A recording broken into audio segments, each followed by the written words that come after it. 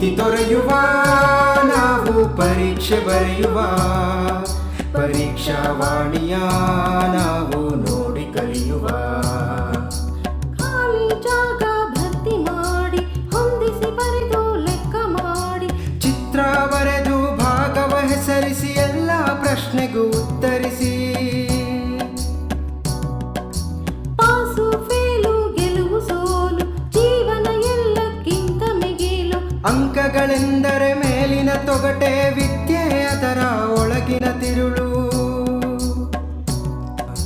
ಭೀತಿ ತೊರೆಯುವ ನಾವು ಪರೀಕ್ಷೆ ಬರೆಯುವ ಪರೀಕ್ಷಾವಾಣಿಯ ನಾವು ನೋಡಿ ಕಲಿಯುವ. ಪರೀಕ್ಷಾವಾಣಿಯ ನಾವು ನೋಡಿ ಕಲಿಯುವ. ಪರೀಕ್ಷಾವಾಣಿಯ ನಾವು ನೋಡಿ ಕಲಿಯುವ.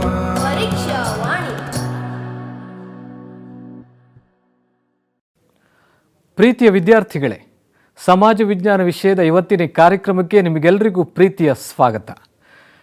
ಮಕ್ಕಳೇ, ಹಿಂದಿನ ಕಾರ್ಯಕ್ರಮದಲ್ಲಿ ನಾವು ಇತಿಹಾಸ ವಿಭಾಗದ ಮೊದಲ 3 ಅಧ್ಯಾಯಗಳಾದ ಭಾರತಕ್ಕೆ ಯುರೋಪಿಯನ್ನರ ಆಗಮನ, ಬ್ರಿಟಿಷ್ ಆಳ್ವಿಕೆಯ ವಿಸ್ತರಣೆ ಮತ್ತು ಬ್ರಿಟಿಷ್ ಆಳ್ವಿಕೆಯ ಪರಿಣಾಮಗಳು ಈ ಅಧ್ಯಾಯಗಳಲ್ಲಿ ಭಾರತಕ್ಕೆ ಬಂದಂತಹ ವಿವಿಧ ಯುರೋಪಿಯನ್ನರು, ಪ್ಲಾಸಿ ಕದನ, ಬಕ್ಸಾರ್ ಕದನ, ದ್ವಿಮುಖ ಸರ್ಕಾರ ಅಥವಾ ದ್ವಿಪ್ರಭುತ್ವ ಪದ್ಧತಿ ಹಾಗೂ 2ನೇ ಅಧ್ಯಾಯದಲ್ಲಿ ಆಂಗ್ಲೋ ಮರಾಠ ಯುದ್ಧಗಳು, ಆಂಗ್ಲೋ ಸಿಖ್ ಯುದ್ಧಗಳು, ಸಹಾಯಕ ಸೈನ್ಯ ಪದ್ಧತಿ ಮತ್ತು ದತ್ತು ಮಕ್ಕಳಿಗೆ ಹಕ್ಕಿಲ್ಲ ಎನ್ನುವ ನೀತಿ, ಹಾಗೆ 3ನೇ ಅಧ್ಯಾಯದಲ್ಲಿ ಬ್ರಿಟಿಷರು ಜಾರಿಗೆ ತಂದಂತಹ ವಿವಿಧ ರೀತಿಯ ಭೂಕಂದಾಯಗಳು, ಅವುಗಳಿಂದ ಉಂಟಾದಂಥ ಪರಿಣಾಮಗಳು, ಜೊತೆಗೆ ಬ್ರಿಟಿಷರು ಶಿಕ್ಷಣ ಪದ್ಧತಿಯಲ್ಲಿ ತಂದಂಥ ಸುಧಾರಣೆಗಳು, ಜೊತೆಗೆ ಆಂಗ್ಲ ಶಿಕ್ಷಣ ಪದ್ಧತಿಯಿಂದ ಉಂಟಾದಂತಹ ಪರಿಣಾಮಗಳ ಬಗ್ಗೆ ನಾವು ತಿಳಿದುಕೊಂಡಿದ್ದೆವು. ಮೊದಲನೇದಾಗಿ 4ನೇ ಅಧ್ಯಾಯ ಕಾಣಿಸ್ತಾ ಇದೆಯಲ್ಲ, ಕರ್ನಾಟಕದಲ್ಲಿ ಬ್ರಿಟಿಷ್ ಆಳ್ವಿಕೆಗೆ ಪ್ರತಿರೋಧಗಳು. ಈ ಅಧ್ಯಾಯದಲ್ಲಿ ನಾವೇನೆಲ್ಲ ನೋಡ್ತೀವಿ? ಆಂಗ್ಲೋ ಮೈಸೂರು ಯುದ್ಧಗಳನ್ನು, ದೊಂಡಿಯವಾಗ್ನ ಸಾಧನೆಗಳನ್ನು, ಕಿತ್ತೂರಿನ ವೀರರಾಣಿ ಚೆನ್ನಮ್ಮಳ ಸಾಧನೆಗಳನ್ನು, ಸಂಗೊಳ್ಳಿ ರಾಯಣ್ಣನ ಸಾಧನೆ, ಜೊತೆಗೆ ಹಲಗಲಿಯ ಬೇಡರ ದಂಗೆ, ಈ ಎಲ್ಲ ಅಂಶಗಳು ಈ ಅಧ್ಯಾಯದಲ್ಲಿ ಹೆಚ್ಚು ಪ್ರಾಮುಖ್ಯತೆಯನ್ನು ಪಡೆದಿರುವಂತಹ ಅಂಶಗಳು.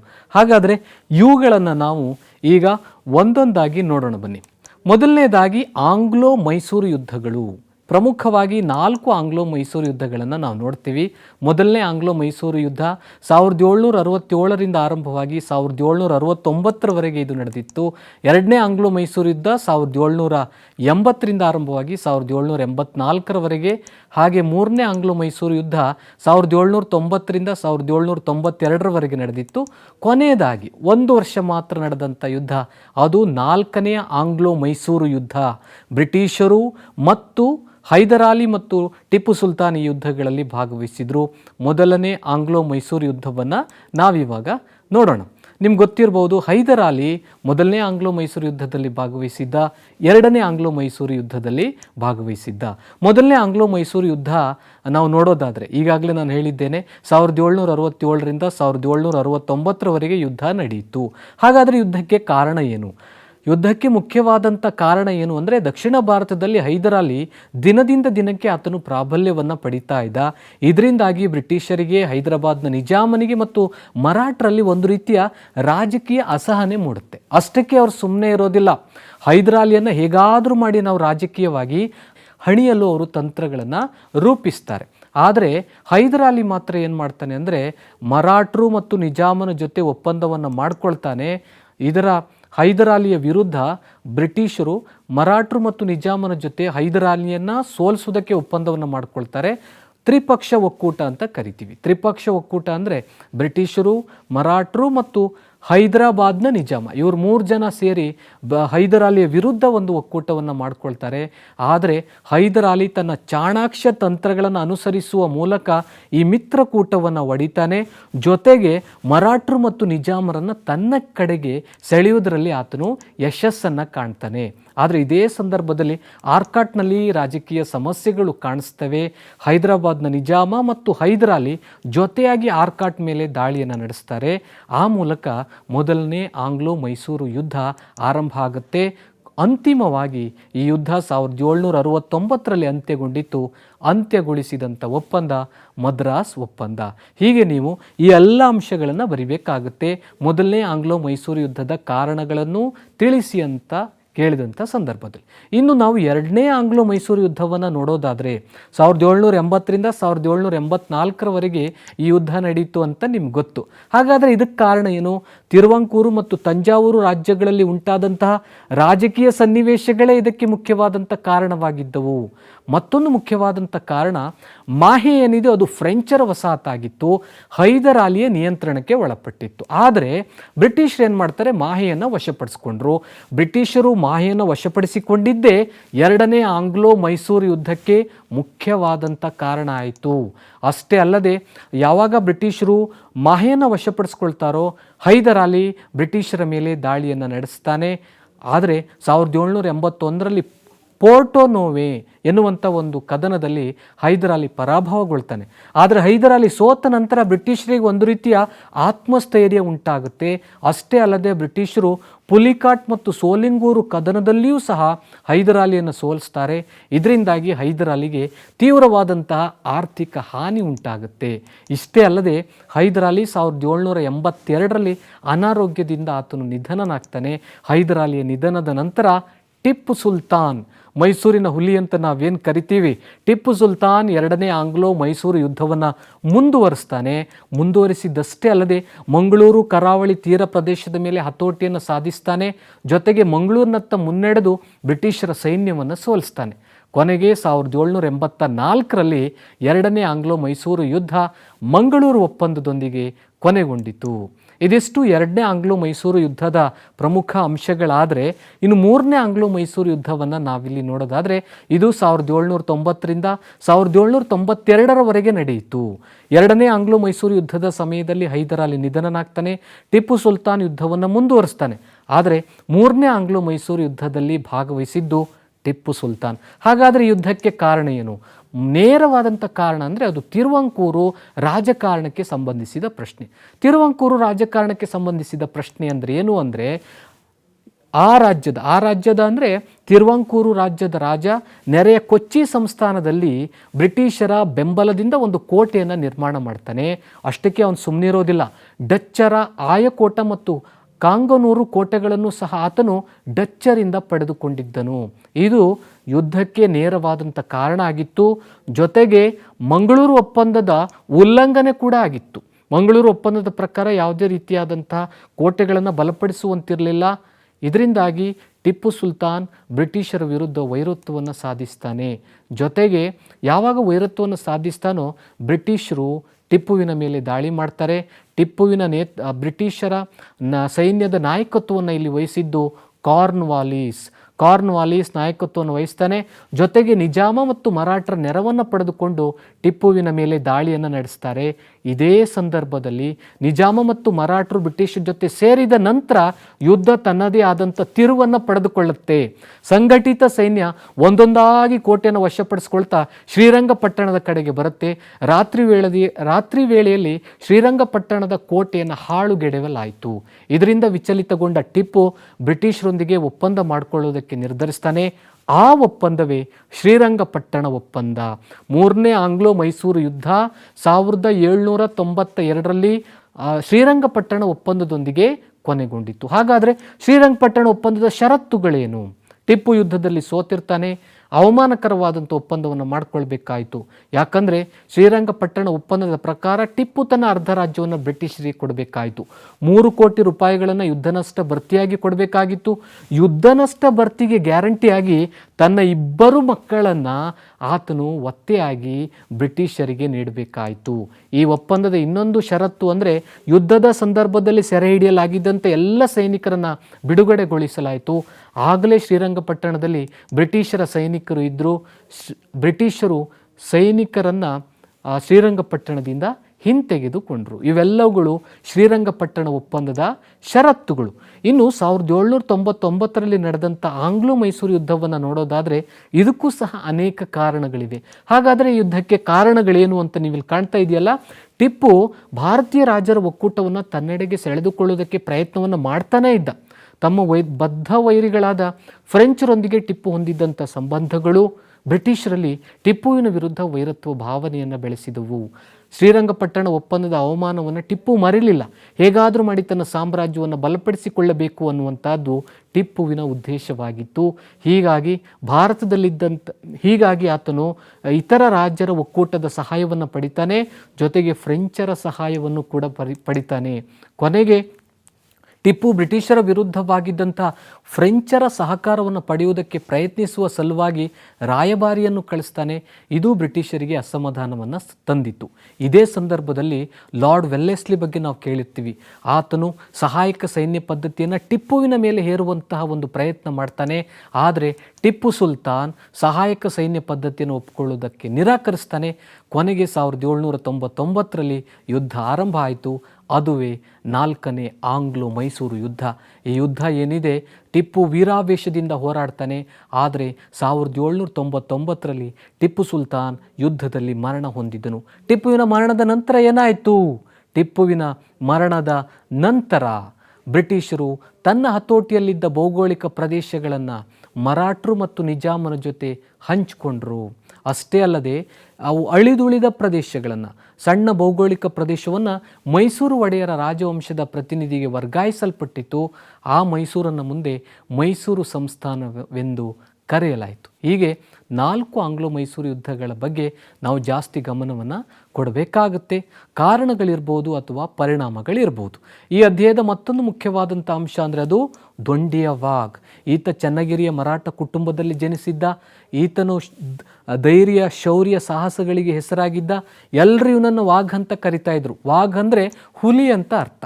ಅಷ್ಟೇ ಅಲ್ಲದೆ ಈತನು ಮೈಸೂರಿನ ಹೈದರಾಲಿಯ ಸೈನ್ಯದಲ್ಲಿ ಆರಂಭದಲ್ಲಿ ಅಶ್ವಾರೋಹಿ ಸೈನಿಕನಾಗಿ ಕೆಲಸಕ್ಕೆ ಸೇರ್ತಾನೆ. ನಂತರ ಸೇನಾ ನಾಯಕನಾಗ್ತಾನೆ. ಆ ನಂತರದಲ್ಲಿ ತನ್ನದೇ ಆದಂಥ ಒಂದು ಸೈನ್ಯವನ್ನು ಕಟ್ಟುತ್ತಾನೆ.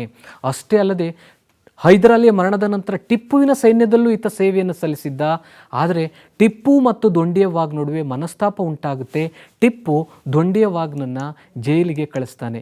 4ನೇ ಆಂಗ್ಲೋ ಮೈಸೂರು ಯುದ್ಧದ ನಂತರ ಟಿಪ್ಪು ಸುಲ್ತಾನ್ ಮರಣ ಹೊಂದುತ್ತಾನೆ. ಟಿಪ್ಪುವಿನ ಮರಣದ ನಂತರ ಬ್ರಿಟಿಷರು ದೊಂಡಿಯ ವಾಘ್ನನ್ನು ಸೆರೆಮನೆಯಿಂದ ಬಿಡುಗಡೆಗೊಳಿಸಿದರು. ತರುವಾಯ ಈತನು ತನ್ನದೇ ಆದಂಥ ಸೈನ್ಯವನ್ನು ಸಂಘಟಿಸ್ತಾನೆ. ಸೈನಿಕ ಕಾರ್ಯಾಚರಣೆಗಳನ್ನು ಈತನು ಆರಂಭಿಸ್ತಾನೆ. ಜೊತೆಗೆ ಟಿಪ್ಪುವಿನ ಸೈನ್ಯದಲ್ಲಿದ್ದಂಥ ಅತೃಪ್ತ ಸೈನಿಕರು, ಅಧಿಕಾರದಿಂದ ಮುಕ್ತಗೊಳಿಸಲ್ಪಟ್ಟ ಪಾಳೆಗಾರರು ಮೊದಲಾದವರೆಲ್ಲರನ್ನ ಸಂಘಟಿಸಿ ತನ್ನದೇ ಆದಂಥ ಒಂದು ಸೈನ್ಯವನ್ನು ಕಟ್ಟುತ್ತಾನೆ. ಆ ಮೂಲಕ ಬ್ರಿಟಿಷರ ವಿರುದ್ಧ ಬಂಡಾಯದ ಬಾವುಟವನ್ನು ಹಾರಿಸ್ತಾನೆ. ಶಿವಮೊಗ್ಗ, ಬಿದರ್ನೂರಿನ ಕೋಟೆಗಳನ್ನು ಸಹ ಆತನು ವಶಪಡಿಸಿಕೊಳ್ತಾನೆ. ಚಿತ್ರದುರ್ಗದ ಕೋಟೆಯನ್ನು ವಶಪಡಿಸಿಕೊಳ್ಳುವುದಕ್ಕೆ ಪ್ರಯತ್ನಿಸಿ ವಿಫಲನಾಗ್ತಾನೆ. ಆ ಸಂದರ್ಭದಲ್ಲಿ ಬ್ರಿಟಿಷರ ಗವರ್ನರ್ ಜನರಲ್ ಆಗಿದ್ದಂಥ ಲಾರ್ಡ್ ವೆಲ್ಲೆಸ್ಲಿ ದೊಂಡಿಯ ವಾಘ್ನ ಬಂಡಾಯವನ್ನು ಹತ್ತಿಕ್ಕುವುದಕ್ಕೆ ಪ್ರಾರಂಭಿಸ್ತಾನೆ. ಕೊನೆಗೆ ನಿಜಾಮ ಮತ್ತು ಮರಾಠರ ಸೈನ್ಯದ ನಡುವೆ ಸಿಲುಕಿದ್ದ ದೊಂಡಿಯಾನ ನೇತೃತ್ವದಲ್ಲಿನ ಸೈನ್ಯದ ಮೇಲೆ ಬ್ರಿಟಿಷರು ಯಾಪಲ ಪೆರವಿ ಎನ್ನುವಂಥ ಸ್ಥಳದಲ್ಲಿ ಕಾರ್ಯಾಚರಣೆಯನ್ನು ನಡೆಸಿದರು. ಕೋನಗಲ್ ಎಂಬ ಸ್ಥಳದಲ್ಲಿ ಆತನನ್ನು ಹತ್ಯೆಗೈದರು. ಆ ಮೂಲಕ ದೊಂಡಿಯ ವಾಘ್ ನಿಧನನಾದನು. ಇಲ್ಲಿ ಟಿಪ್ಪು ಸುಲ್ತಾನ್ ಹೈದರಾಲಿ ಥರನೇ ಬ್ರಿಟಿಷರ ವಿರುದ್ಧ ಕರ್ನಾಟಕದಲ್ಲಿ ಹೋರಾಡಿದಂಥ ಮತ್ತೊಬ್ಬ ವೀರನಾಯಕ ಅದು ದೊಂಡಿಯ ವಾಘ್ ಅನ್ನೋದನ್ನು ನಾವಿಲ್ಲಿ ಮರಿಬಾರ್ದು. ಇನ್ನು ಈ ಅಧ್ಯಾಯದಲ್ಲಿರೋ ಮತ್ತೊಂದು ಮುಖ್ಯವಾದಂಥ ಅಂಶ ಕಿತ್ತೂರಿನ ರಾಣಿ ಚೆನ್ನಮ್ಮ. ನಿಮಗೆಲ್ಲರಿಗೂ ಗೊತ್ತೇ ಇದೆ ಮಕ್ಕಳೇ, ಪರೀಕ್ಷೆಯಲ್ಲಿ ಕಿತ್ತೂರು ರಾಣಿ ಚೆನ್ನಮ್ಮಳ ಸಾಧನೆಯನ್ನು ವಿವರಿಸಿ ಅಂದಾಗ ನೀವು ಅನೇಕ ಅಂಶಗಳನ್ನು ಬರಿಬೇಕಾಗತ್ತೆ. ಯಾವ್ಯಾವ ಅಂಶಗಳನ್ನು ನೀವು ಬರಿಬೇಕು ಅನ್ನೋದನ್ನು ನಾವೀಗ ನೋಡೋಣ. ಕಿತ್ತೂರಿನ ಬಂಡಾಯ ನಡೆದಿದ್ದು ಅದು ವೀರರಾಣಿ ಚೆನ್ನಮ್ಮನ ನೇತೃತ್ವದಲ್ಲಿ. ಯಾವಾಗ ನಡೀತು? 1824ರಲ್ಲಿ. ಇನ್ನು ಚೆನ್ನಮ್ಮನ ಬಗ್ಗೆ ನೋಡಬೇಕು ಅಂದರೆ ಶಿವಲಿಂಗ ರುದ್ರ ಸರ್ಜನ ಮರಣಾನಂತರ ಶಿವಲಿಂಗಪ್ಪ ಎನ್ನುವಂಥ ಹುಡುಗನನ್ನು ದತ್ತು ಪಡೆದುಕೊಂಡು ಚೆನ್ನಮ್ಮ ಆಡಳಿತವನ್ನು ಪ್ರಾರಂಭಿಸ್ತಾಳೆ. ಆದರೆ ಇದೇ ಸಂದರ್ಭದಲ್ಲಿ ತ್ಯಾಕ್ರೆಯನಿದ್ದಾನೆ. ಈತನು ಧಾರವಾಡದ ಕಲೆಕ್ಟರ್ ಮತ್ತು ಪೊಲಿಟಿಕಲ್ ಏಜೆಂಟ್ ಆಗಿ ಕಾರ್ಯವನ್ನು ನಿರ್ವಹಿಸ್ತಾ ಇದ್ದ. ಆ ಸಂದರ್ಭದಲ್ಲಿ ಡಾಲೌಸಿ ಜಾರಿಗೆ ತಂದಂತಹ ದತ್ತು ಮಕ್ಕಳಿಗೆ ಹಕ್ಕಿಲ್ಲ ಎಂಬ ನೀತಿಯ ಪ್ರಕಾರ ಯಾವುದೇ ಮಗುವನ್ನು ದತ್ತು ತೆಗೆದುಕೊಳ್ಳುವಂತಿರಲಿಲ್ಲ. ಹೀಗಾಗಿ ಅವನು ಬಾಂಬೆಯ ಗವರ್ನರಿಗೆ ಈ ದತ್ತಕ್ಕದ ಬಗ್ಗೆ ವರದಿಯನ್ನು ಸಲ್ಲಿಸ್ತಾನೆ. ದತ್ತು ಮಕ್ಕಳಿಗೆ ಹಕ್ಕನ್ನು ನೀಡುವುದನ್ನು ನಿರಾಕರಿಸಿ ಕಿತ್ತೂರಿನ ಆಡಳಿತವನ್ನು ತನ್ನ ವಶಕ್ಕೆ ಪಡೆದುಕೊಳ್ಳುವುದಕ್ಕೆ ತ್ಯಾಕರೆ ಪ್ರಯತ್ನಿಸ್ತಾನೆ. ಅಷ್ಟೇ ಅಲ್ಲದೆ ಕಿತ್ತೂರಿನ ಖಜಾನೆ, ಕೋಟೆ ಕೊತ್ತಲೆಗಳ ಸುಪರ್ದಿಯನ್ನು ತನ್ನ ವಶಕ್ಕೆ ತೆಗೆದುಕೊಂಡನು. ಆಗ ಚೆನ್ನಮ್ಮನಿಗೆ ಕೋಪ ಬರುತ್ತೆ.